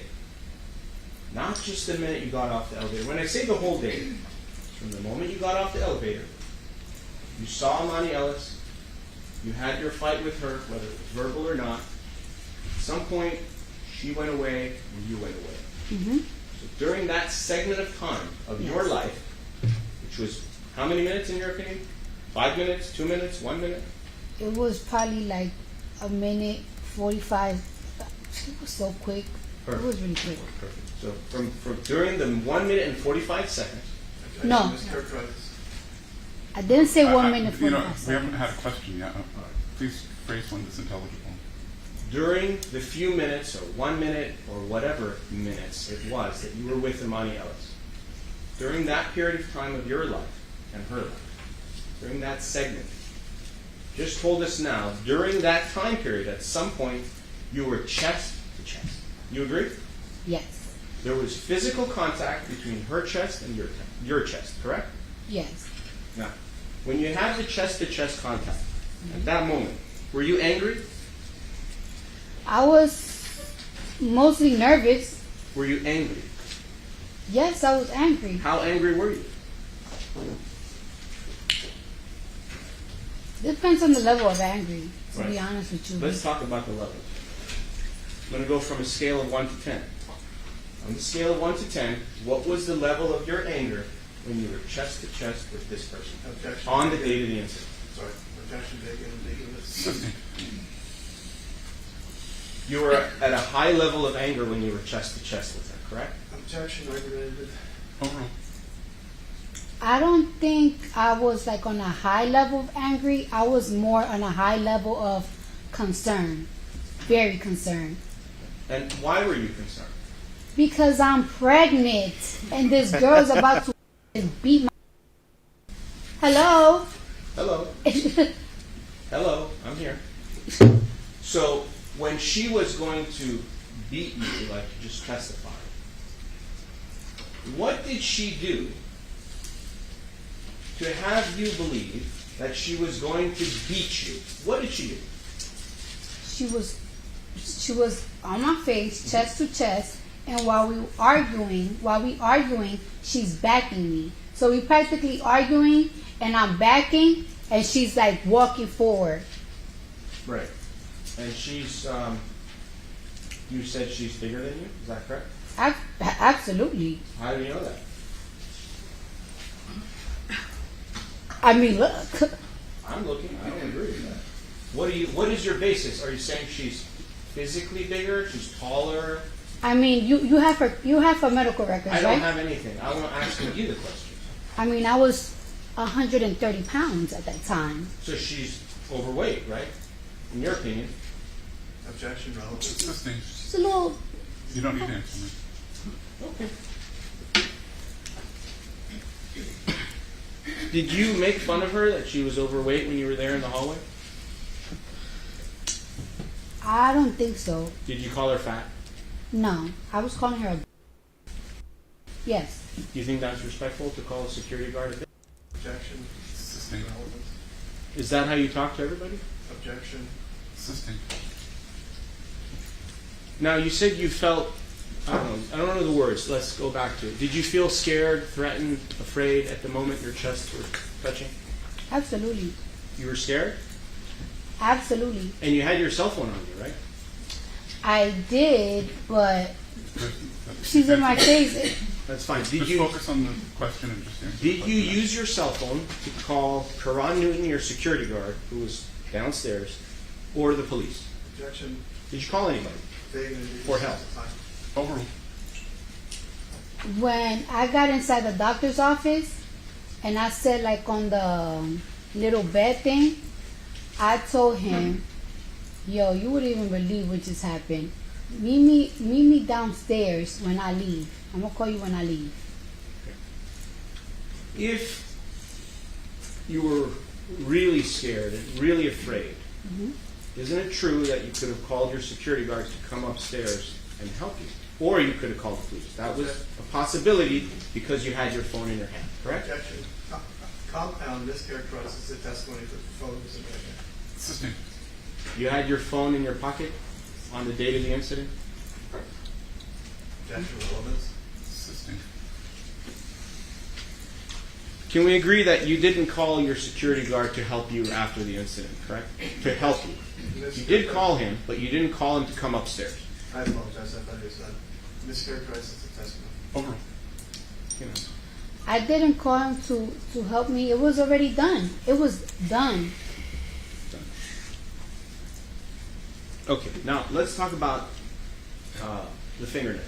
Okay, fingernails. Something new? Well, I want to show a couple of things about the fingernails. So, this side of the ruler, okay, is 2 centimeters. You need to bring it closer. Can you see it from there? Objection, Your Honor. If you went over this yesterday. I'm sorry. 2 centimeters. You know the size of 2 centimeters? How big it is? As an answer, yes. I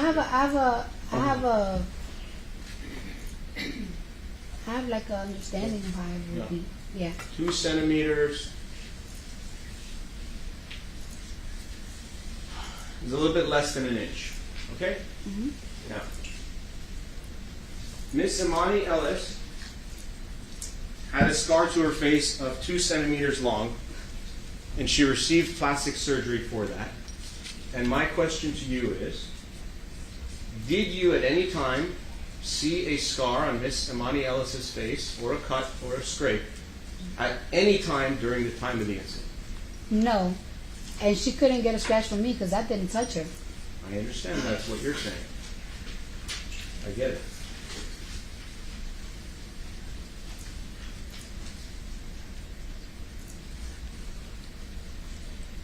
Did you look at Miss Imani Ellis's left cheek at any time during the incident? Did you specifically look for that because you thought there might be a scar on her face? Or did you not look? Objection. Compound and relevance. Assisting.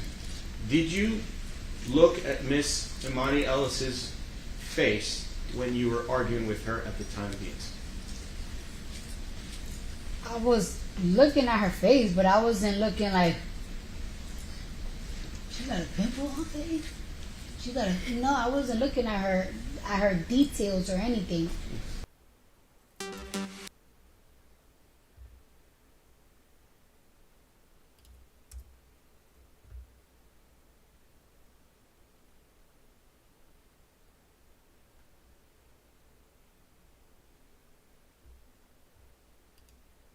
All right. And counsel, you want to resume your questioning? Yes, Your Honor. Thank you.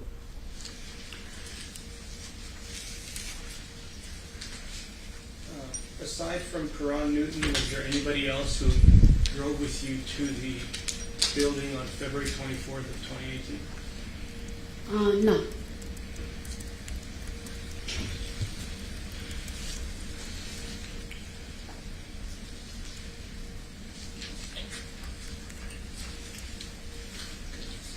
So now I want to take you a little bit through the incident, bring you back in time. Do you agree that an incident occurred on February 24th, 2018? It was a verbal incident. Verbal. But it was an incident, correct? Objection. Relevance. Over. I don't feel like, I personally feel like if there's no physical touch, there is no incident. There was a verbal altercation. If you think that that's an incident, a verbal altercation, then it's an incident for you. But we both have different opinions. It's a verbal altercation. She didn't hit me, I didn't hit her. There was no touch. So to me, it wasn't no incident. Was there spitting? Absolutely not. Did you spit on Miss Ellis? No. Did you call her the N-word? No. What is your background? Are you Hispanic, white, something else? My background? Yes. Well, What's the objection? Of relevance. Yeah. Assisting. would you consider yourself African American? I consider myself Afro-Caribbean. Ma'am, you need to give your attorney a second to object. What's your objection? Sorry. Relevant, yeah. Sustained. Have you ever used the N-word with Miss Amani Ali? No. Did you try to take a swing at her?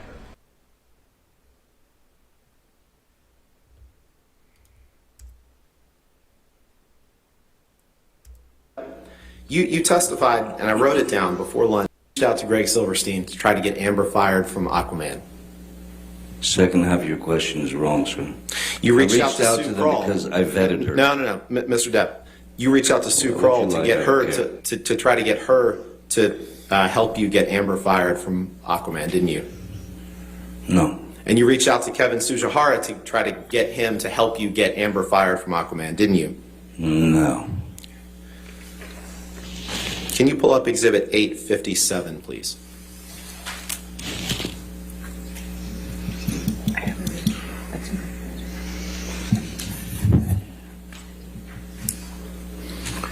Mr. Depp, this is a text message that you sent to Christian Carino on August 15th, 2016, correct?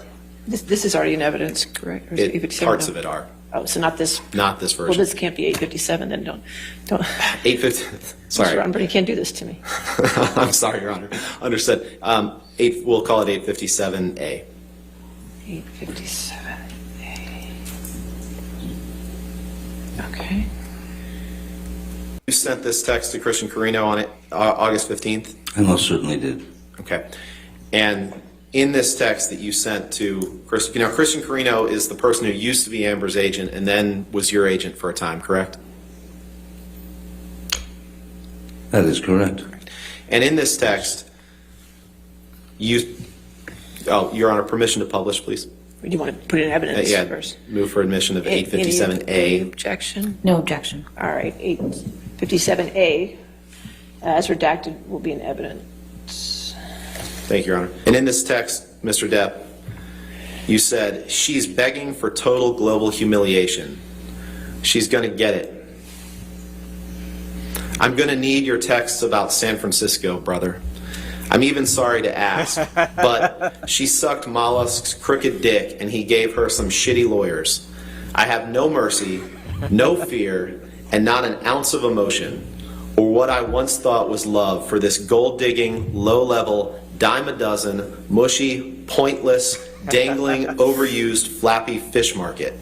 I'm so fucking happy she wants to go to fight this out. She will hit the wall hard. And I cannot wait to have this waste of a cum guzzler out of my life.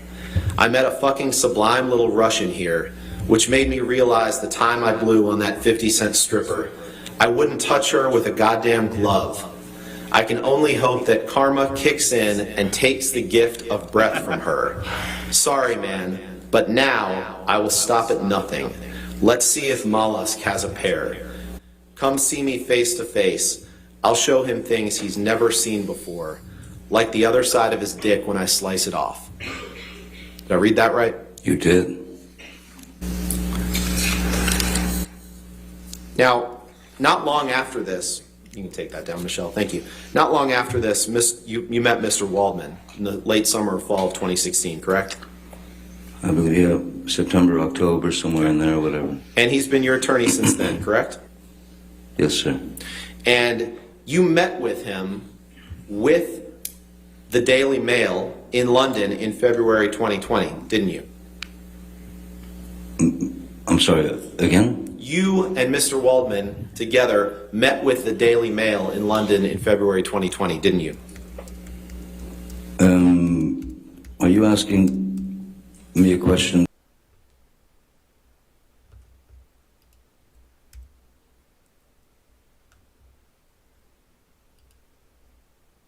Okay, so was that going to be for the whole 357, or is that 357A, or is that? That's just B. I have that as B as in boy. I think there was a portion that Okay, was put in there. 357B. Any objection to 357B?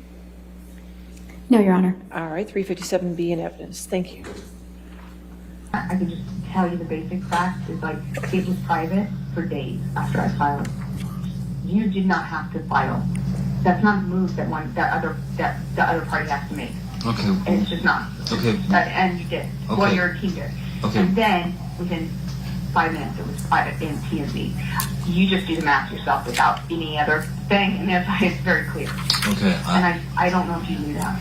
No, I didn't know that, and if that's the case, I'll acknowledge it. You know, and if you say you have proof, then I'll acknowledge it. Look, it doesn't shock me that any fucking It just makes sense. attorney would do something like that. It doesn't, you know, it doesn't shock me. But I'm telling you now, if they file the fucking papers tomorrow, which means the shit I gotta file before we go to court on Friday. If they file those papers, it's first of all, it's very bad for both of us. Okay. Well, your team's not gonna file anything that they think is bad for you. Trust me.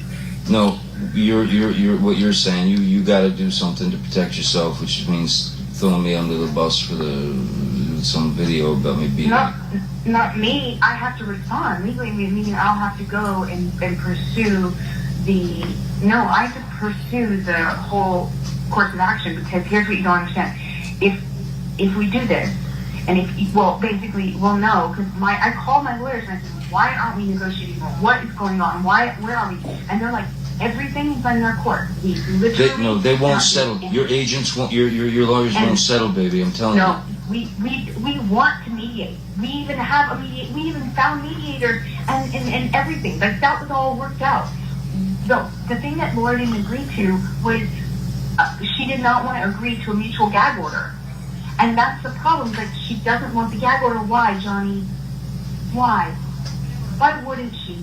Why wouldn't she want both parties to not talk about this in the press? By the way, just talking about the press, not even talking about the court. Okay, Why? I tell you what, Amber, let me get on that right now. I'll fucking get on it right now, and I'll get a message back to you somehow. Just you know,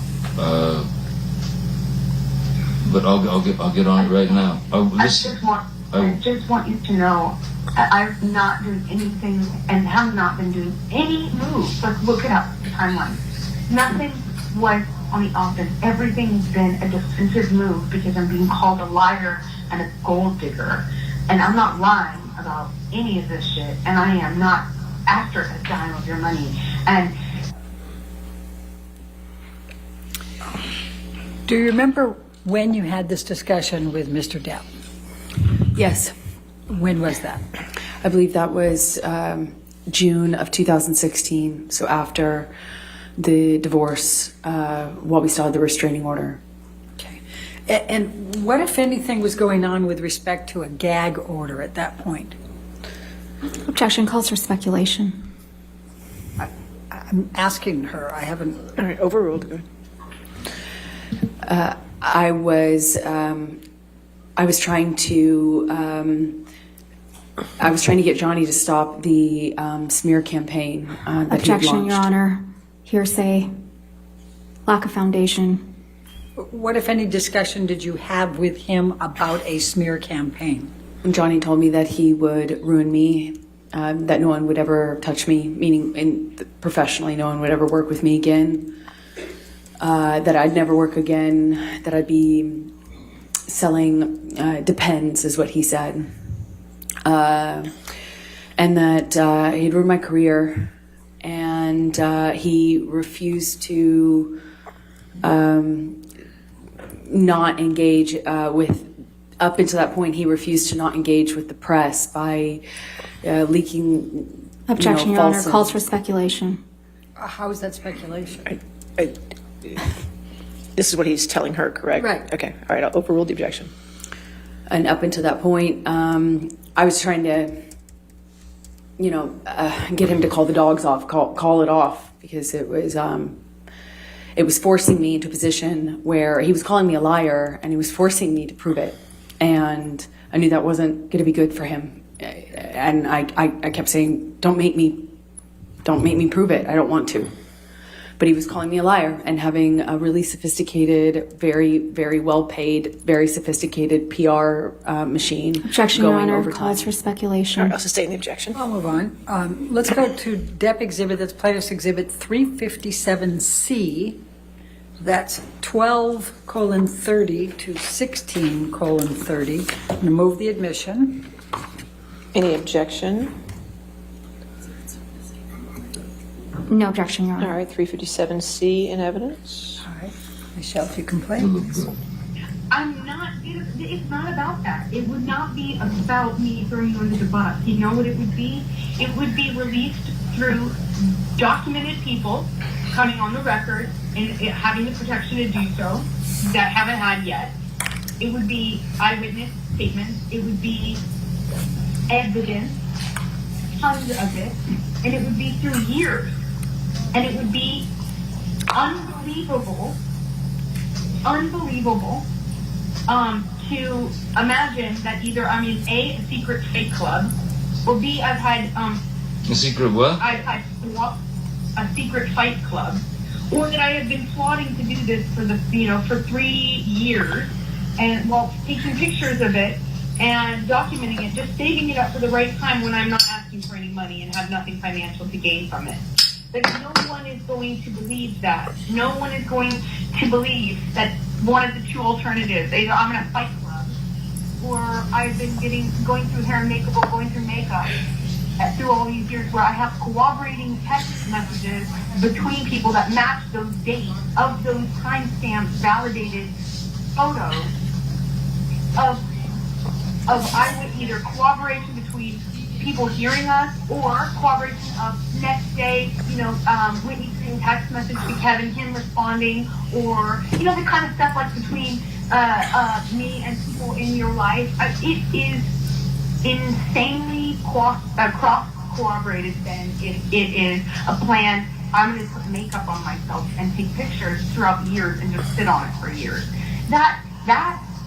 While having this imaginary life run parallel to it. Do you understand that the pictures I have match with text messages to my mom back and forth about it, and text messages between, say, Raquel and my mom, or Raquel and my dad, or, between my two friends. Or there's a text message where I tell Jody the night before I had that James Corden night show thing, where I say, hey, Jody, I've had an accident. I think I have a busted lip, I may have a busted nose and 2 black eyes tomorrow because I don't know how that will be until the morning and we may have to cancel. But see, okay, here. I don't know how I'm icing it, I'll let you know in the morning, and things like that. It doesn't matter. There is nothing there. Nothing, and all of that won't be me throwing you in the bus. That will be evidence in this case, which it will be criminal as well, because I cannot go on Friday and file without filing a police statement first. And the only reason I haven't filed that police statement, which has been used against me, by the way, every day, and the only reason I won't do it, I haven't done it, is because I don't want to hurt you, and that means it goes out of my hands. And the third party prosecutor come, and a criminal lawyer come, and they went, the problem is, hearing from you, your biggest struggle is that this is just, it's the most solid evidence case of domestic violence I've ever seen. And if you give this over to them or present any part of this, they will prosecute him. And I felt like I would never want that for you. It's hard for me to even understand. I don't call myself, so in my head, it's hard for me to even accept any sort of victimdom ever. Can you please explain what the context of this was?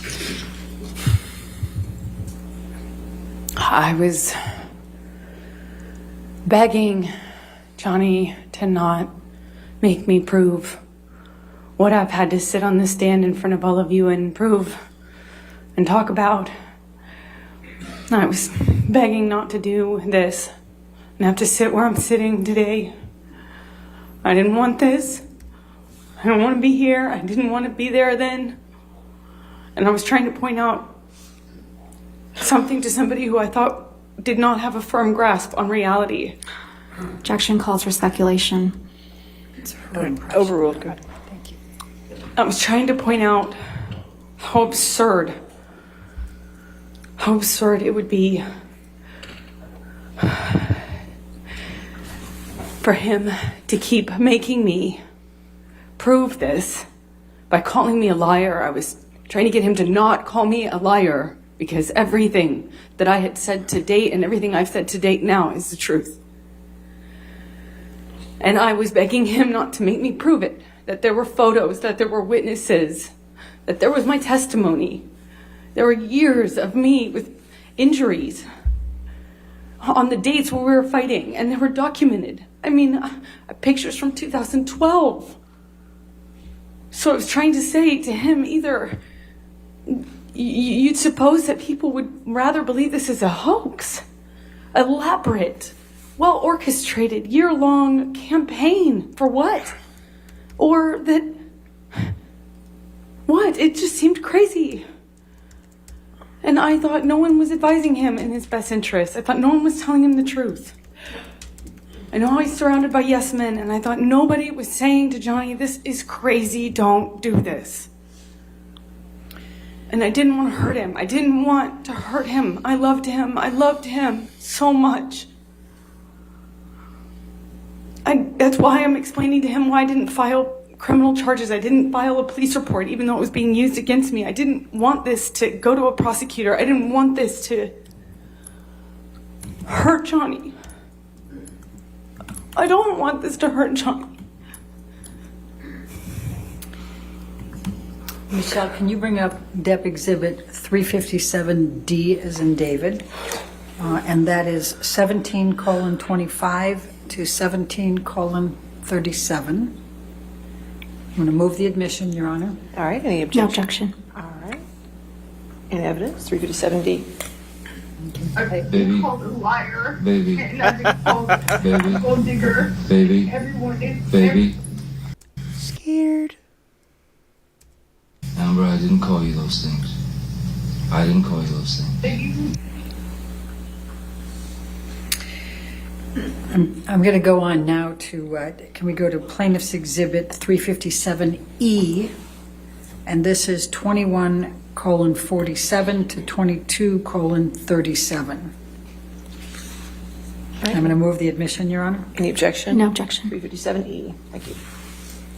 and you're stronger. And so when I say that I thought you could kill me, that doesn't mean you counter with you also that you lost your own finger. I am not trying to attack you here. I'm just trying to point out the fact of why I said call 911.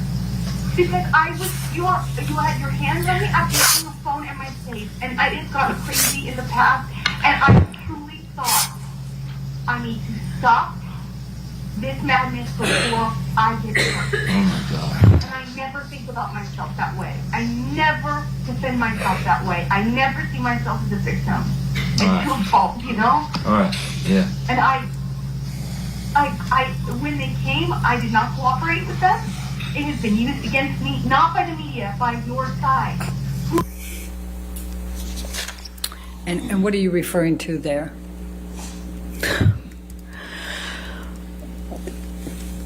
That I don't want to call myself a victim. I don't like to think of myself as a victim, and I don't want him to think I'm attacking him or blaming him.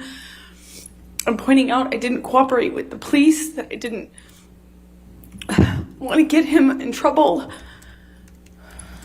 that I didn't want to hurt him. I don't want anything from him. Just don't call me a liar. It's all I said. Just don't call me a liar. Just don't say this isn't real. Because I'm the walking proof of it. I'm going to ask to bring up Plaintiff's Exhibit, Depp Exhibit 357F as in Frank, 24:04 to 24:48, and move the admission. All right, any objection? No objection. All right, 357F. I have said only this from the very beginning. I only have my integrity. And the unfortunate thing is What about mine? They take it a step further. What about mine? They keep taking, that's what it keeps, I'm trying to say to you, literally in words. I'm out of my mouth, that's what I'm trying to say to you. Every step of the way, I have said to them, the thing is, they're hurting Johnny by this, because every time that they call me a liar, or they say this is not true, or Steven said this text message did not actually happen, or that your security guard, which by the way was a follow-up to your security guard saying they never saw abuse happening. The same security guard who, by the way, have said to me multiple times that I was going to get killed.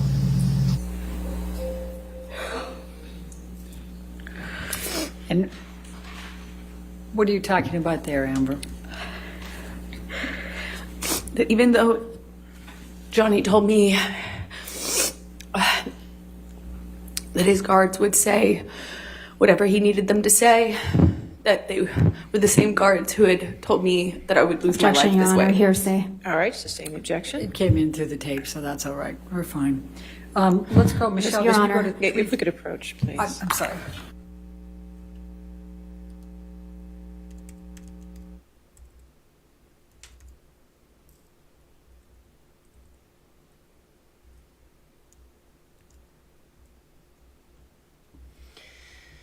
Yeah, Amber Heard, completely fake. Michelle, can you bring up Depp exhibit? Completely fake. Amber Heard's completely full of nonsense and just hysterical. It's not realistic what she's doing. Absolutely not.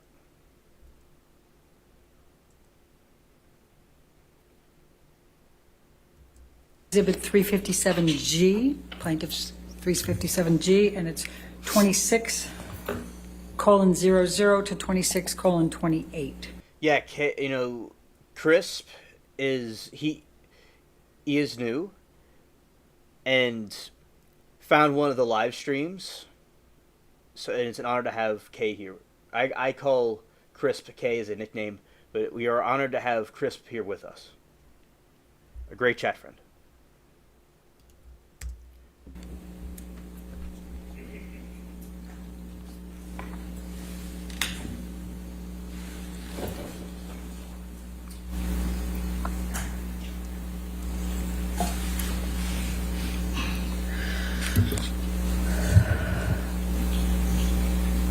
Oh, move the admission. I'm sorry. All right, any objection? No objection. Oh, obviously, they're going to have to say they didn't see it in front of me and other people that have heard them. You're going to have to do this under oath too, you know. I will, because the unfortunate part is, I can talk about all of this. Do you believe all this, Amber? Do you believe all this? Yes. You believe I'm an abuser. You believe I'm an abuser. In May, in December, in April. What were you referring to with the May, December, and April? Just listing some of the times in which he beat me up and that he knew about. So I'm going to take you now fast forward into the July 2016 timeframe. There was a mediation that came about during that time. What, if any, intent did you have to reconcile with Mr. Depp at the time of the mediation?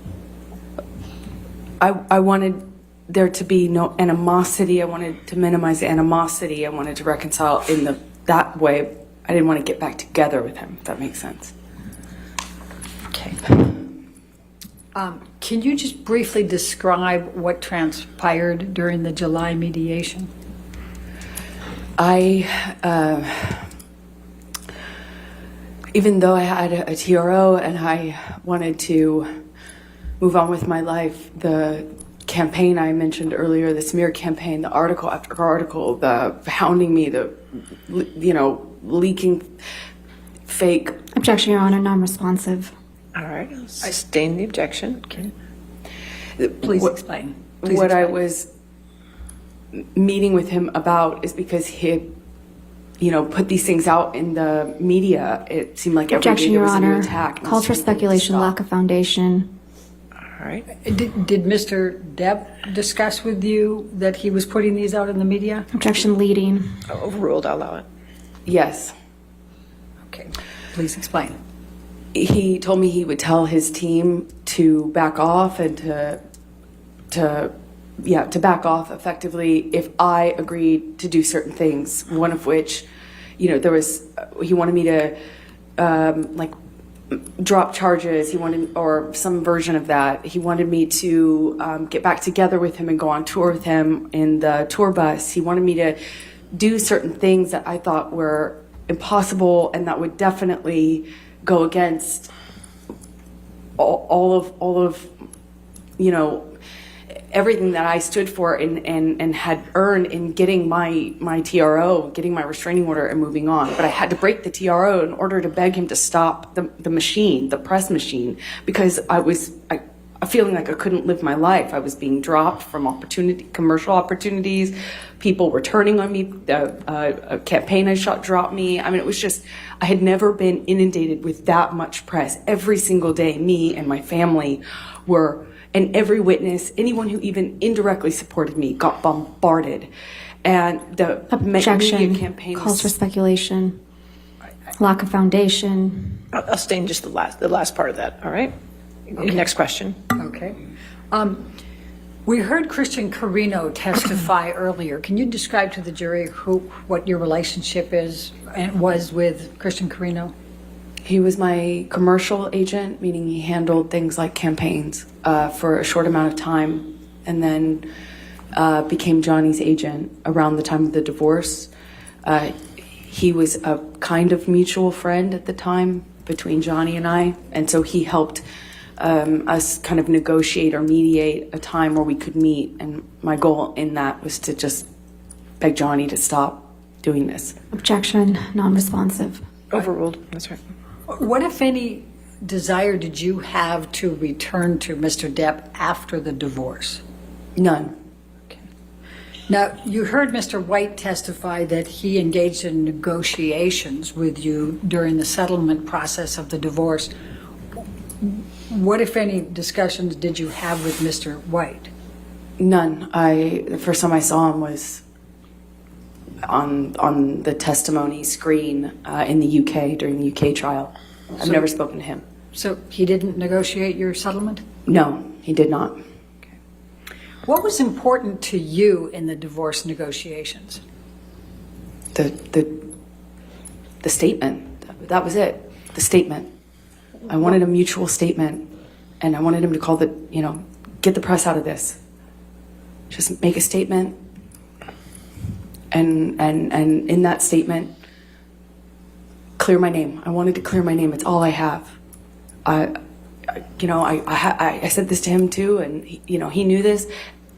All I have is my name. I come from nothing. All I have is my integrity. All I have is my name. And that's exactly what he promised to take from me. Why did you agree to accept $7 million as your settlement? I didn't care about the money. I was told if I didn't agree to a number, that it could be overturned.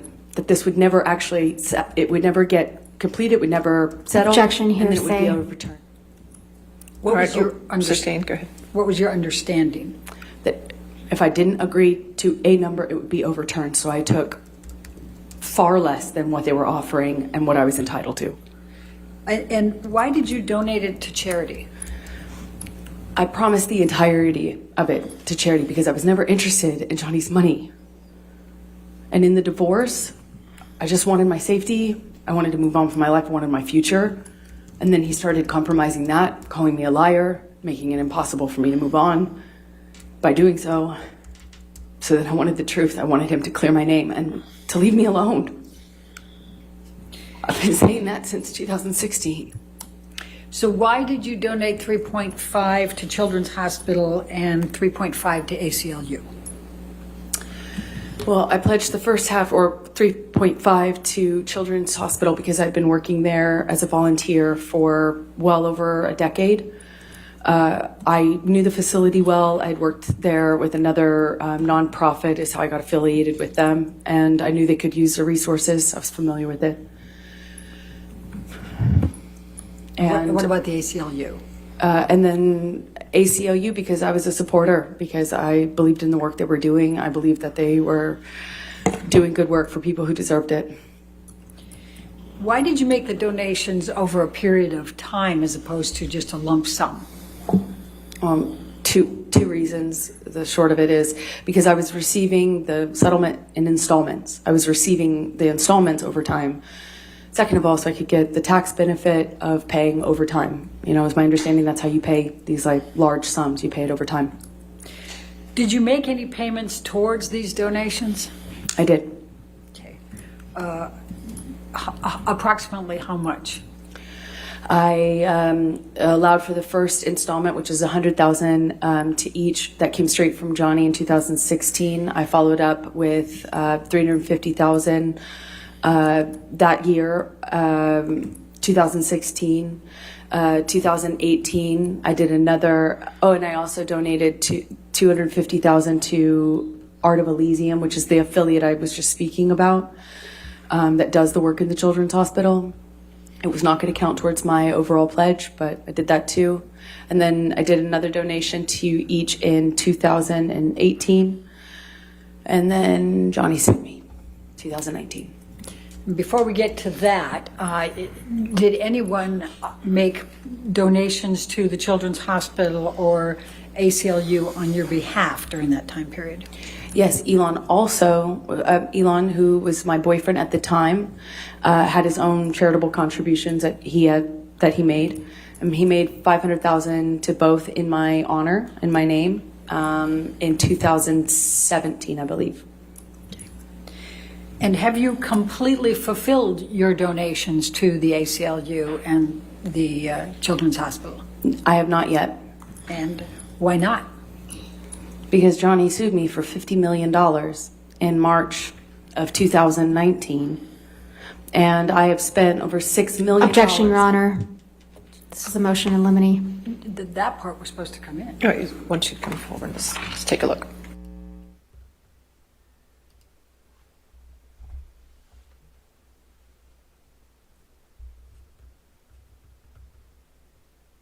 Yes, Rita, same person.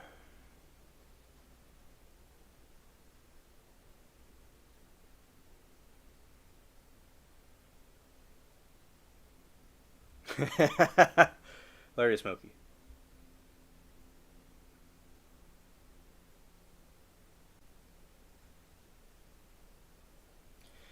Yeah, Kay, when Cecil told us about how to pronounce his name, I thought the same thing.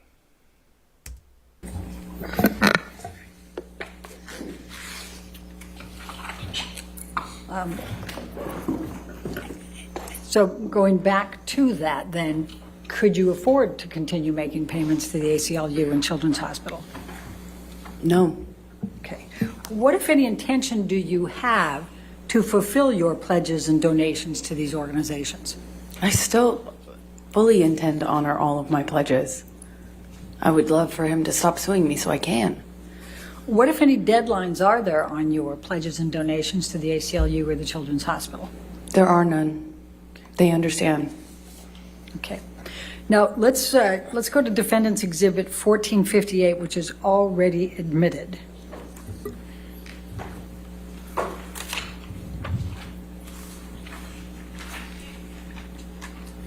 Now, I'm going to just direct your attention to paragraph 27, where it says, neither party has made false accusations for financial gain. There was never any intent of physical or emotional harm. Amber wishes the best for Johnny in the future. What, if any, significance did that have to you? That was everything to me. That was the most important thing in the separation agreement between us, is that he acknowledged that I hadn't made a single false claim, that my allegations were not false. I thought that just because he signed his name to it, he'd honor it. I mean, he signed his name to it, and I thought it would mean something. Right. He acknowledges that I never did it. I mean, I never made a false claim, and I didn't do it for financial gain. And that's what I was being called at the time, a gold digger and a liar. Okay. Thank you. We can take this down, Michelle, and I'm going to now take you to post-divorce and your career. Please describe for the jury how your career evolved after the divorce, which I think was final in February 2017.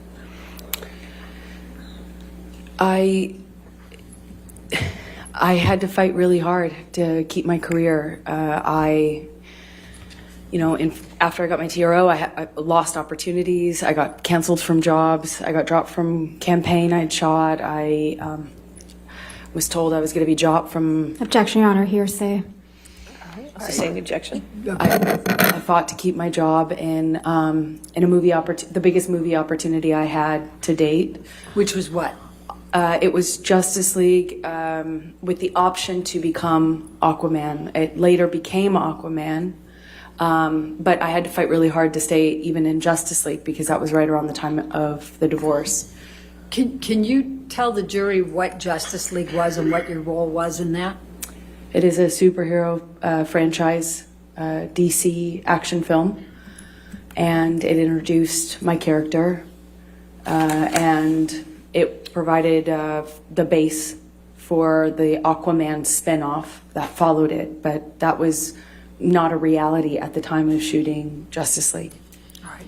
And then you were able to be an Aquaman, is that correct? Yes, I kind of showed up to work months early and stayed really late to fight to keep the job. I managed to keep it and managed slowly to kind of to gain through this kind of hard work and goodwill I was able to foster. I was able to keep and make other jobs and eventually made a movie called Aquaman, and Aquaman was very successful. I think it was the most successful DC film by its release, and I was getting my career back, even though it was, it took a major hit when I got my restraining order against Johnny. So let's talk about Aquaman for a moment. I think you said it was the highest grossing film of DC films, is that correct? Yes. Okay. When did that come out? December of 2018. Okay. And what was your role in Aquaman? I play Mira. And was that a lead role? Yes, it is one of the leading roles. It's the female lead opposite Jason Momoa's character of Aquaman. Okay, so you were his mate? You could say that, yes. I was his love interest, the female, I was the female lead of the movie. Okay. So in December of 2018, as Aquaman's coming out, why did you agree to participate in the op-ed?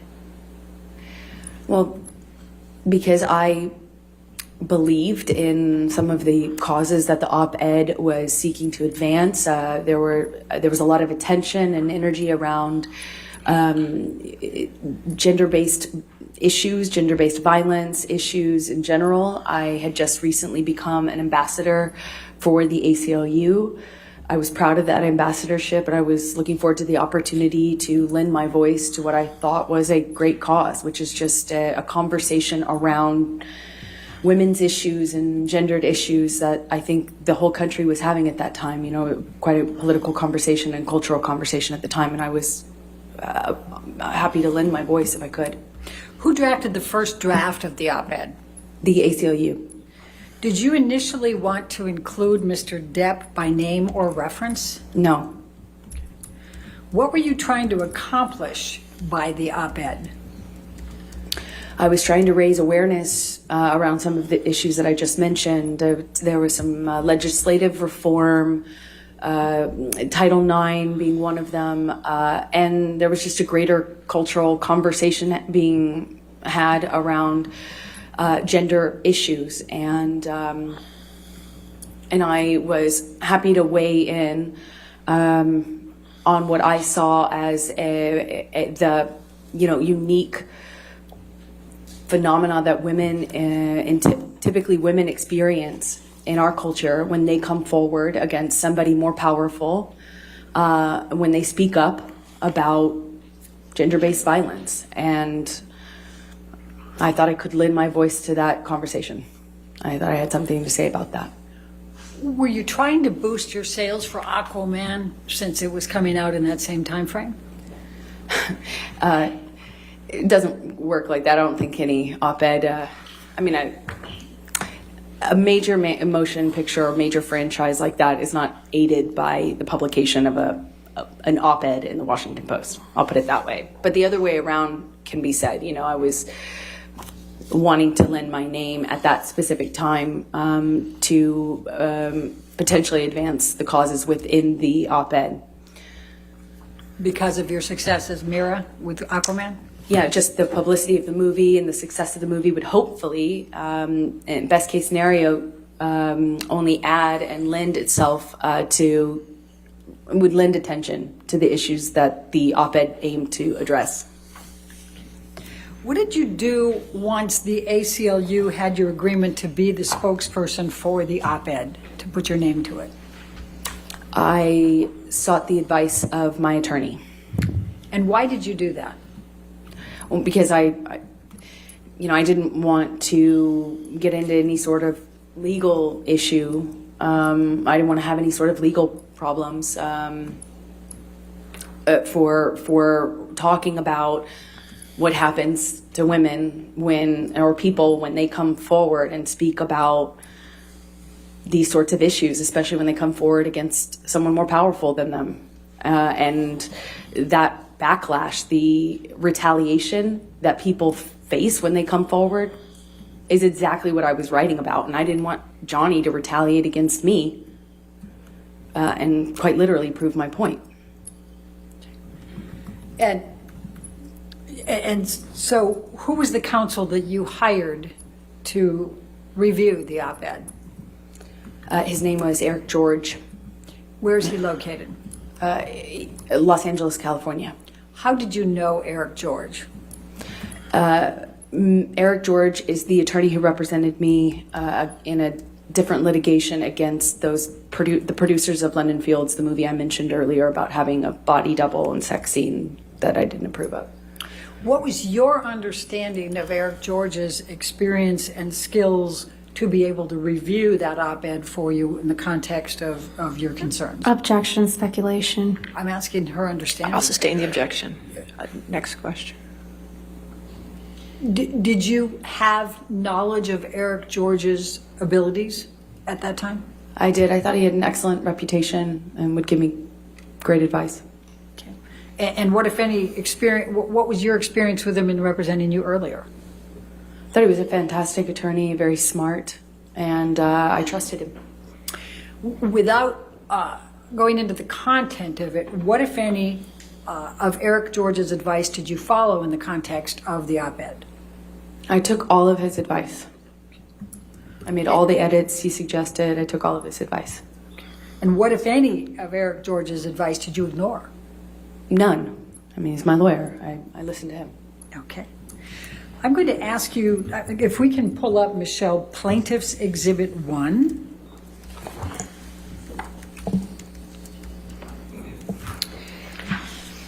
Now, this is the online version of the op-ed, and it has this title, Amber Heard, I spoke up against sexual violence and faced our culture's wrath. That has to change. What, if any, role did you play in this title? None. What, if any, role to your knowledge did the ACLU play in this title? None to my knowledge. Okay. Are these exact words anywhere in the article? No. Okay. No, they're not. When did you first become aware of this title being included in the online version of the op-ed? I think in this litigation is the first time I realized that. Okay. I'm going to now ask, Michelle, can you bring up Plaintiff's Exhibit 2? And this has also already been admitted into evidence, sir. Yes, ma'am. And this is the paper version, if you will, of the Washington Post with your editorial. And if you go to the second page, this one has a title, A Transformative Moment for Women. What, if any, role did you play in that title? I didn't. Okay. None. Now, Do you recall seeing this version, the newspaper version, at the time? Yes, this is the version I saw. I'm very proud of it. I had it framed. You had the newspaper version, not the online? I did. I had the newspaper framed. Okay. And now I'm going to ask you to turn to, and Michelle, can we pull up plaintiff's exhibit number 3?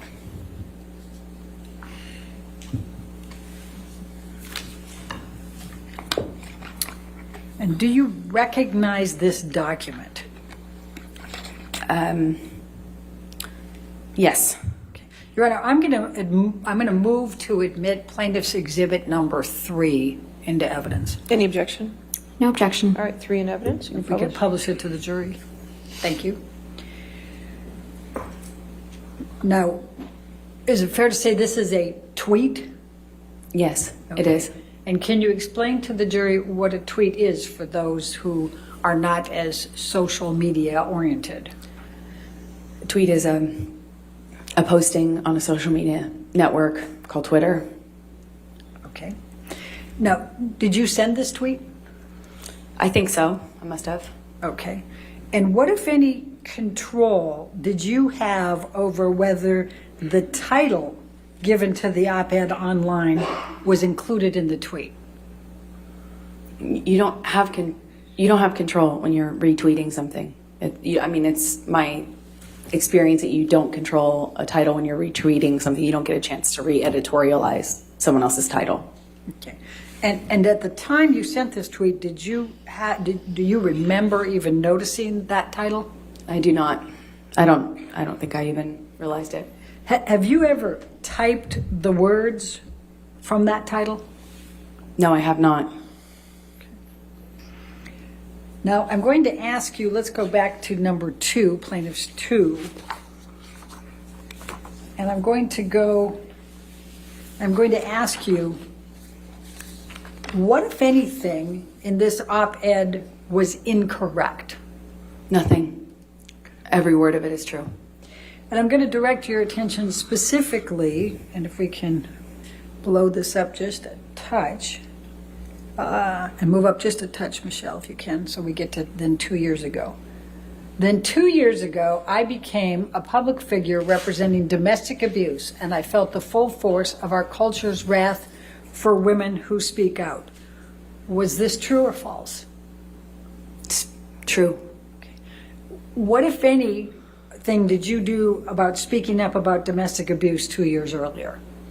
Well, I went and got a restraining order against my then husband and walked out to a sea of media and endured, to that point, 2 years of vitriol from the media and from Johnny Depp supporters in retaliation for having done so.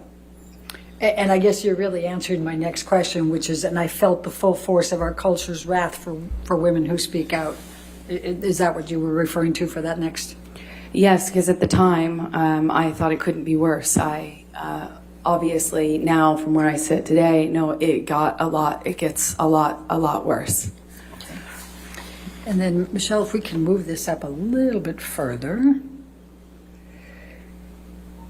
Well, actually, that's perfect, Michelle. Then I don't have to use my purple again. And then you said, I had the rare vantage point of seeing in real time how institutions protect men accused of abuse. Is this true or false? True. Okay, and explain to me what you meant. Well, this is something interesting. Imagine a powerful man as a ship like the Titanic. Hey, some synchronicity right there. The Titanic ship. We talk about that sometimes.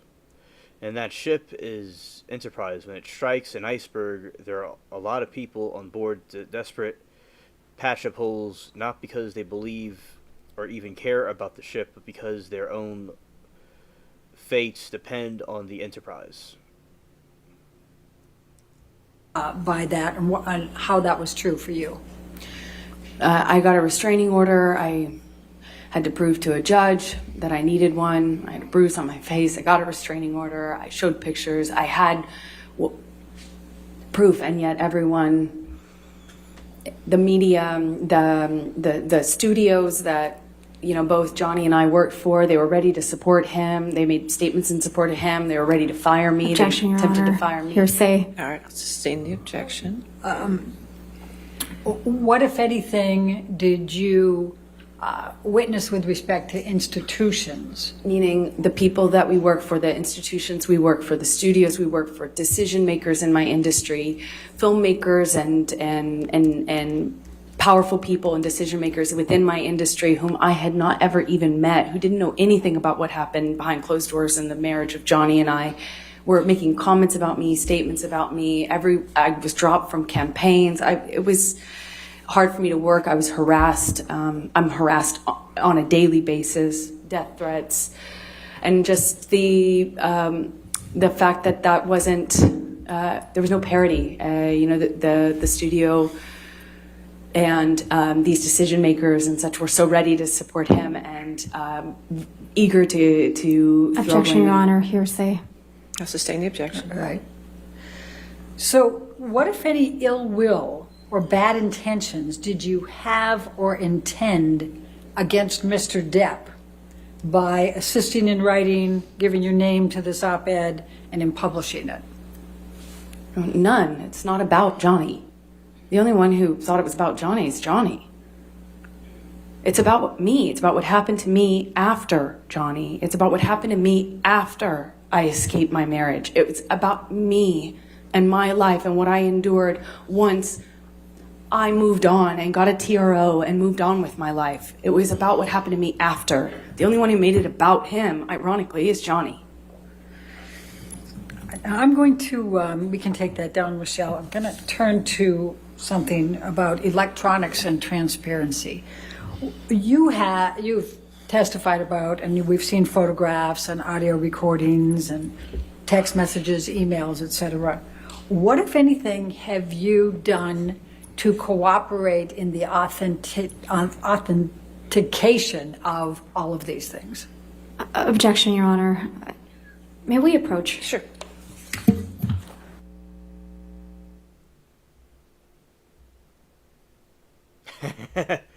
Yeah, dog step on a bee.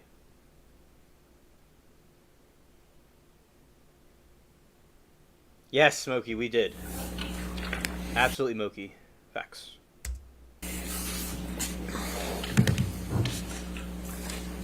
All right, I'm going to turn to your counterclaim. You have made a counterclaim against Mr. Depp in this case, correct? That's correct. And it's based on 3 statements that Mr. Adam Waldman, Mr. Depp's attorney, made, correct? Yes. Okay. I'm going to ask if you can pull up Defendant's Exhibit 245. But, Your Honor, I'm going to ask, do we have the... It's already in evidence. Your Honor, if we may approach Okay, just sure. real quickly, because I think we can move this along faster if we do this ahead of time.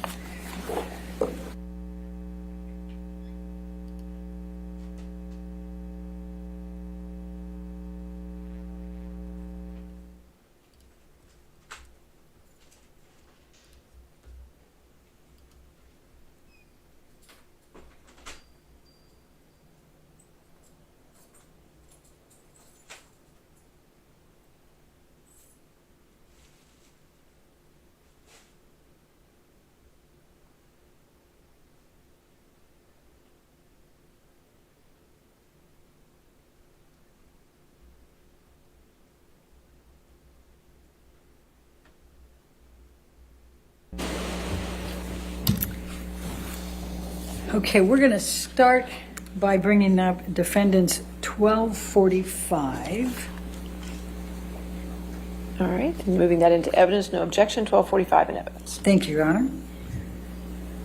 And this is an article that was in the Daily Mail on 8 April 2020. You see that? And then, Michelle, if you can move that to the next page, and perfect. It says, Adam Waldman, Depp's lawyer, said afterwards, Amber Heard and her friends in the media use fake sexual violence allegations as both a sword and a shield, depending on their needs. They have selected some of her sexual violence hoax facts as the sword, inflicting them on the public and Mr. Depp. Do you see that? This evening.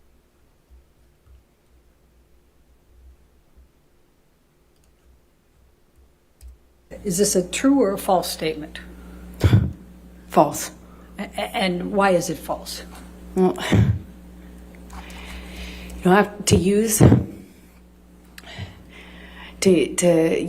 what I've lived through and what I've survived, calling it fake, saying that I'm harming Johnny with this, I'm harming the public with this. This is what I've lived through, and to say that it's a hoax, that these aren't even real things. I mean, after everything I've lived through and survived, and also I hadn't even spoken about the sexual abuse within my marriage. I had been protective of that. I didn't want to talk about that ever. Adam Waldman was the one who put that out in the world. As remarkable as that is, I protected that. I had to go to another country to give testimony, and thankfully they allowed me to do so with confidentiality and some protection. And then Johnny, through his lawyer, not only uses that against me, but says it's a hoax. Thank you. Now I'm going to ask if we can bring up, and it's going to be 1246A. And I think I'm moving this into evidence as well. There's no objection, so 1246A is in evidence. You can publish. And this is an article that was published on the 28th of April, 2020. And Michelle, if we can, thank you. And this one says, Depp's lawyer, Adam Waldman, said, quite simply, this was an ambush, a hoax. They set Mr. Depp up by calling the cops. But the first attempt didn't do the trick, he told DailyMail.com. And let's keep going.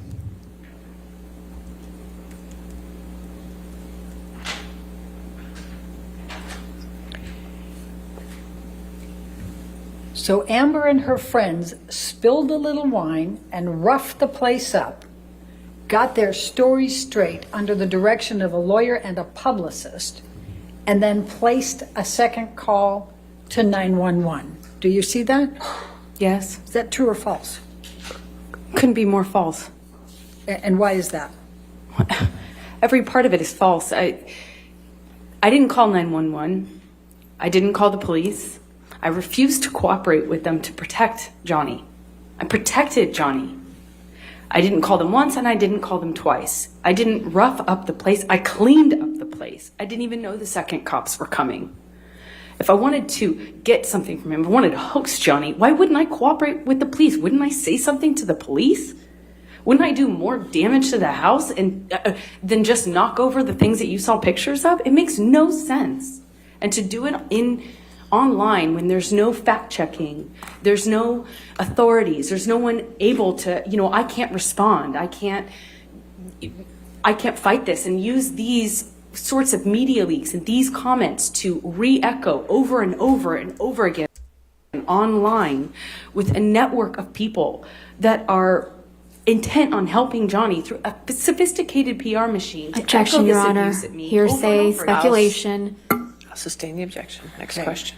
All right. And so what, in fact, did you do that night? I cleaned up. I protected Johnny. I refused to cooperate with the police, like so many other people do. I tried really hard to keep it private even after that, even when I was committed to filing for a divorce. I tried to protect Johnny. I tried to protect the history of what we had. I tried to protect him. And did the opposite. And I didn't even have a lawyer. I didn't call my publicist. I called my contract attorney to get me another lawyer who could give me advice on how to protect Johnny. Every bit of this was to protect Johnny and to protect the secret that I had fought really hard to keep for nearly 5 years, which was that behind closed doors, things were not what it looked like. Okay. Michelle, can you take this one down and go to defendants 1247, please? And Your Honor, I'll move the admission. All right. I know there's no objection. 1247 in evidence. And Amber, this is another daily, a Mail Online, and this is published on 24 June, updated on 25 June 2020. And then if we can go further. And this one says, Depp's attorney, Adam Waldman, said, "We have reached the beginning of the end of Ms. Heard's abuse hoax against Johnny Depp." Is this true or false? False. And why is it false? Because, unfortunately, all of this is real. And what I mentioned earlier about how preposterous it would have to be for this to be this elaborate hoax, I couldn't believe it. I couldn't fathom one day that that would actually be legitimately the position that he, through a lawyer, would take, albeit online, where he could get away with it for some time. Objection. Calls for speculation. Sustain the objection. And why is this so absurd? Because Johnny and I lived this. We lived through this. I lived through this, and I narrowly survived it. But I survived it. And, I have mountains of evidence, mountains of proof, and yet it won't be good enough for people who are seeking to make money off of Johnny's success. Objection, Your Honor. Calls for speculation. I'll sustain the That's objection. fine. Okay. So I'm going to take you now to the damages that you've suffered as a result of these statements by Mr. Waldman on Mr. Depp's behalf. Please tell the jury how you were doing reputationally. Objection. That's a legal conclusion, Your Honor. I'm sorry? Move to strike counsel's testimony. Come forward.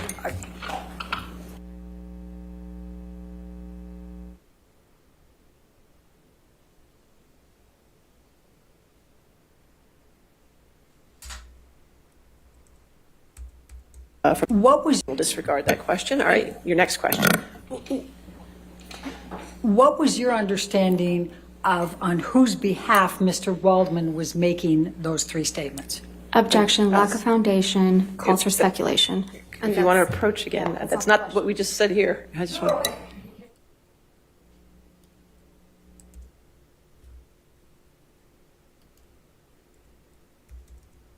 How were you, please tell the jury, how were you doing reputationally before these three statements were made, beginning April 2020? April 8 was the first of them. Objection, Your Honor. I'm going to object on lack of foundation. She can talk about her reputation. Overruled, I'll allow. It took hard work. It took a lot of hard work on my part, but I was able to work, get my life back on track. I was taking care of myself emotionally. My career, I was working really hard. I was able to star in a major success. I worked on a TV series that I had been attached to for a very long time. I became an ambassador for several nonprofits that I deeply care about. I was doing a lot of really, it felt really good to be doing the social work and the charity work that I was doing. And I was also filming and working and planning on, I was awaiting a schedule from Warner Brothers for Aquaman 2, the sequel. And I had wrapped on that TV series I mentioned, and I was awaiting to start doing publicity for it to promote it. And I had a campaign, a global campaign, as a spokesperson for a major beauty brand. So things were, the trajectory was positive. So how did things change after these statements were made? I remember around the time unfortunately, I lost my mother on the 1st of April. And I remember it was when I was grieving her that I got a call that I should be expecting a script for my role in Aquaman 2. Objection, Your Honor, hearsay. It's not offered to prove the truth of the matter. Overruled. Go ahead. So I was waiting a schedule and a script for that. Feeling concerned that, I wouldn't have enough time to grieve before having to get back into work. I had a press schedule to promote the TV series I was doing, and I was shooting things for this beauty brand. And then I remember at that time the beauty brand had to suspend posting what I just shot for them because they were getting bombarded. Objection, Your Honor, this is hearsay. I'll sustain the objection. Okay. All right. They said no. I mean, they suspended what I had shot. Objection, Your Honor. She can testify to that, Your Honor. She has to be able to testify. I'll sustain the objection. Okay. Were you actively involved in campaigns for L'Oreal before these articles? I was. Were you actively involved in campaigns with L'Oreal after these articles? No. Were you with The Stand? You were talking about the TV series. That was The Stand, correct? Yes, the TV series that I had already completed. All right. And were you actively involved in publicity for The Stand prior to these articles? Yes, I was. Were you actively involved in the publicity after these articles? No, shoots were canceled. Things were canceled. With respect to Aquaman 1, Aquaman 2, you'd already starred in Aquaman 1, right? Just so and they called it Aquaman at that time, but now there's an Aquaman 2, just right for... That's correct. Okay. So were you actively scheduling timing for filming and scripts for Aquaman 2 before these articles? Yes, I was. Were you actively scheduling after these articles? No. The communications stopped at that point. All right. I'm going to... Michelle, can you bring up Defendant's Exhibit 1258?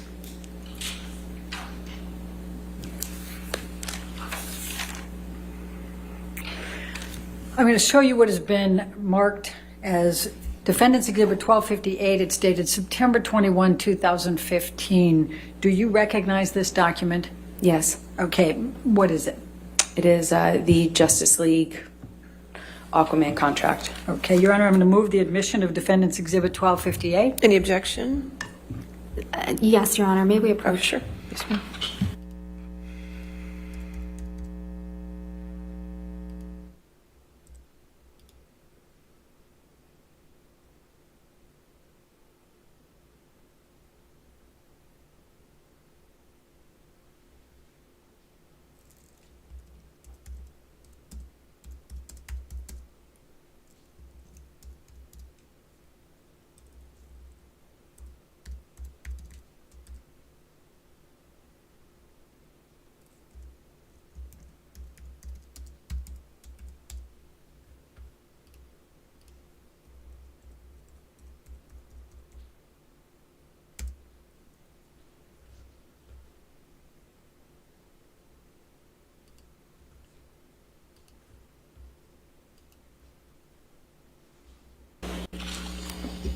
So, Amber, can you explain to me how the contract structure was for Justice League and options? Just explain to the jury, please.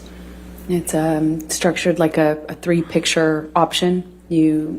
I signed on to do Justice League, where my character was introduced. The fee is, small relative to what it will become if and when you do the other options or movies in that under that umbrella. So it was the contract for Justice League, which could then become Justice League 2, or it could be Aquaman, or it could be some other movie within the DC universe. And the second picture ended up being Aquaman. And then the third picture, Aquaman 2. Each time the fee goes up, but... Objection, Your Honor. This calls for speculation, lack of foundation. Overruled, I'll As far as the contract is concerned, that's what the contract says. All right.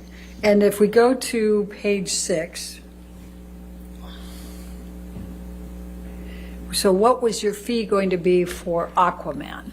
And what was it for Aquaman? $1 million. Okay, then was there also box office bonuses, opportunities? Yes, I believe. Okay. Yes, there are box office bonuses. If it makes a certain amount in the box office, you get a bonus. Okay. And it says picture number 2. At the time you entered into the contract with on Justice League, did they know what the picture would be? No, as I mentioned before, when you do the contract... Objection calls for speculation. All right, I'll sustain that objection. Okay. So ultimately, what was picture number 2? Aquaman. All right. And then what was it for picture number 3? Aquaman 2. Okay. And what was the fee under the option agreement at that time? $2 million.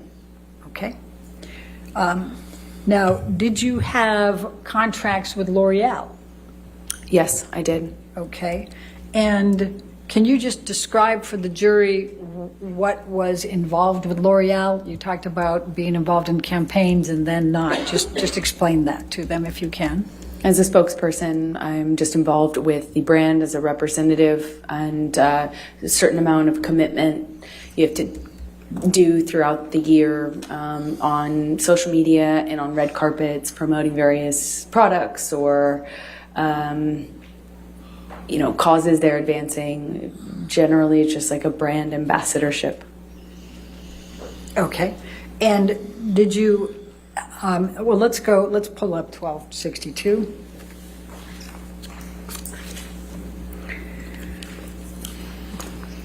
And this is dated as of April 25, 2018, correct? That's correct. Was that your first contract with L'Oreal? I believe so, yes. Okay. And was that for a term, a specific term? Yes, it was. Okay. Was it for 2 years? Yes, it says 2-year contract, and that sounds right. All right. And then I'm going to ask you to turn to 1264. And that's April 20, 2020. And what, if anything, did L'Oreal do with regard to extending your contract then? They extended it. They chose to extend it with the option to kind of... All right. And did they extend it just an additional 3 months? If you look at paragraph 1. Let's see. Yes, they did. Okay. And what, if any, work did you do for L'Oreal after these 3 statements were made? I have only been able to participate in, I believe, 1 live event that they also couldn't promote or use the material from because of... Objection, Your Honor. Calls for speculation and I'll hearsay. sustain the objection. Okay. Now let's go to 1265.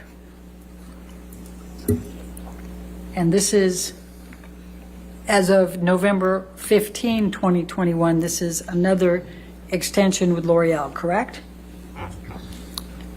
Yes, it is. And if you look at the second option term under paragraph 1, it's an extension of 20 months.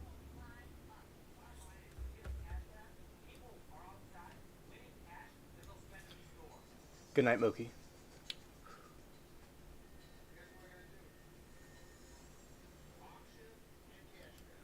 Is that correct? That is correct. Okay. And what, if any, work have you been able to do for L'Oreal since this contract? As I stated, I believe I've only done 1 in-person event with them, and they couldn't use the material. Okay. Now, let's talk about the stand for a minute. Let's pull up 1263. And this is dated July 3, 2019. And I believe you indicated that you had already filmed it by the time these statements were made in April and June of 2020. Is that correct? That's correct. Okay. And what, if any, marketing opportunities were you participating in prior to those articles? We had appearances, talk show, press, the normal kind of group cast press junket, promotional material, photo shoot, and I had various publicity engagements lined up, like a magazine cover, that sort of thing, to promote the film. To promote the series. And what, if anything, were you able to do with marketing opportunities after the 3 articles were published? None. What, if any, covers were you on after that for The Stand? They pulled the offer for that, so none. Okay. And while we're on this agreement, if you look at the second page, how much were you paid for The Stand? It's at 6C.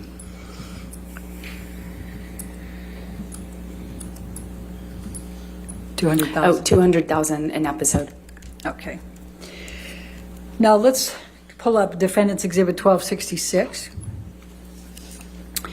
Have you been able to get any work since that time? I have done one small independent film. Okay, and tell the jury what that is. I shot a film in Guatemala. It's a small independent, meaning it doesn't have distribution or, it doesn't have distribution or anything. It's a lower budget film that I had been attached to for many years, called Into the Fire. Okay. And 1266 has, as of January 13, 2022. Do you see that? Yes. Okay. When did you actually film for this in Guatemala? March. I believe it was March of this year. Okay. And do you recall what your compensation was for that? I don't off the top of my head. I'm sorry. If you can look at ALH 17628, it's paragraph 6A. Oh, 65,000. Okay. And have you participated in Aquaman 2? I have. And tell us about that. I had to fight I fought really hard to stay in the movie. They didn't want to include me in the film. Objection, Your Honor, hearsay. I'll sustain the objection. Okay. Were you ultimately able to get to film in Aquaman 2? A very pared down version of that role, yes. Okay. What, if anything, changed in the script? They took away a lot of... Objection, Your Honor, hearsay. I think she can Lack of foundation. Overruled as the script. Go ahead. I was given a script and then given new versions of the script that had taken away scenes that had action in it, that depicted my character and another character, without giving any spoilers away. They're two characters fighting with one another, and they basically took a bunch out of my role. They just removed a bunch out. And what, if any, leverage did you have to negotiate a higher salary beyond the $2 million? Objection, speculation. I'll sustain the objection. What, if any, effort did you make to negotiate a higher salary for your participation? I couldn't renegotiate my contract. And why not? Objection, this calls for hearsay and speculation. Do you know why? It's still the same objections, Your Honor. I'll sustain the objection.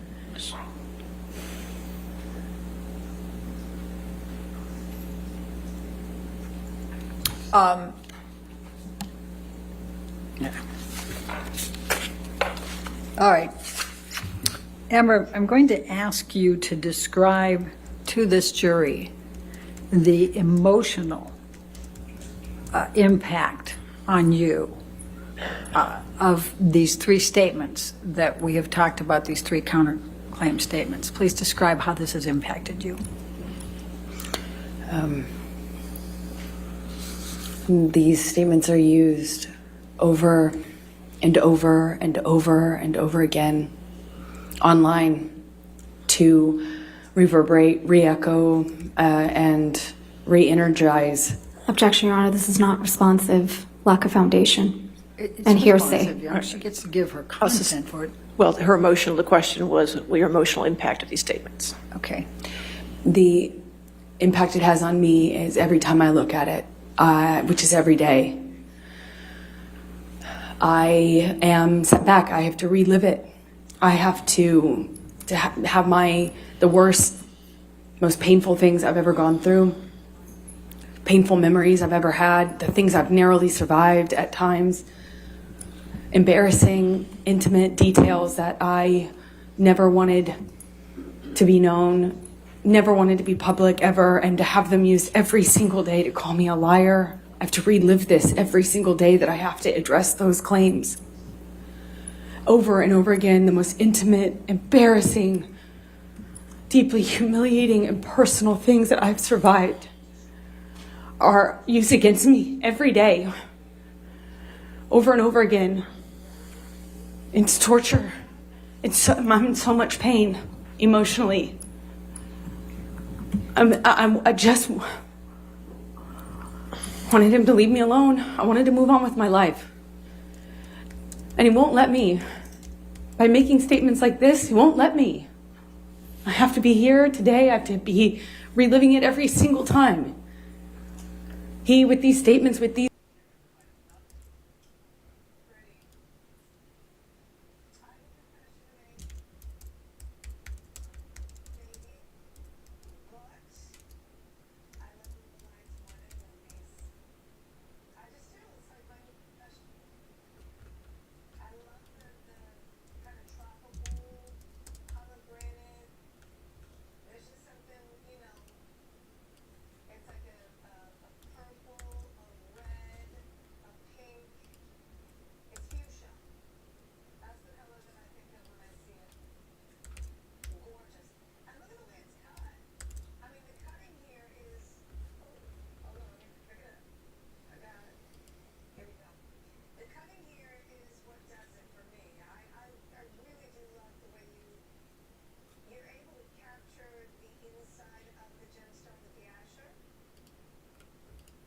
these leaks, these comments, once again, makes me have to speak to the most horrifying things I have lived through. It's torture. It's torturous. I want you to have to do that.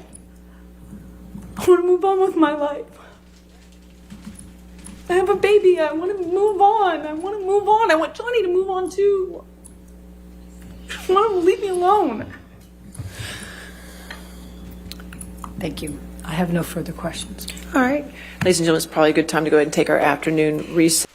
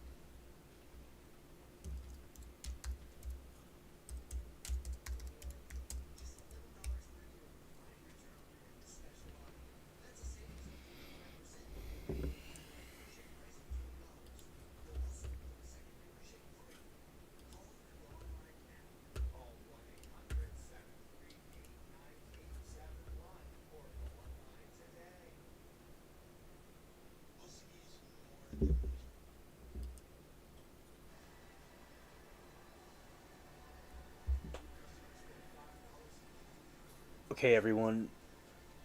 That'll be all for tonight. And we had a good stream. We had a good family reunion and chat from what we were doing the other day. You know, we had some trial chat people in here.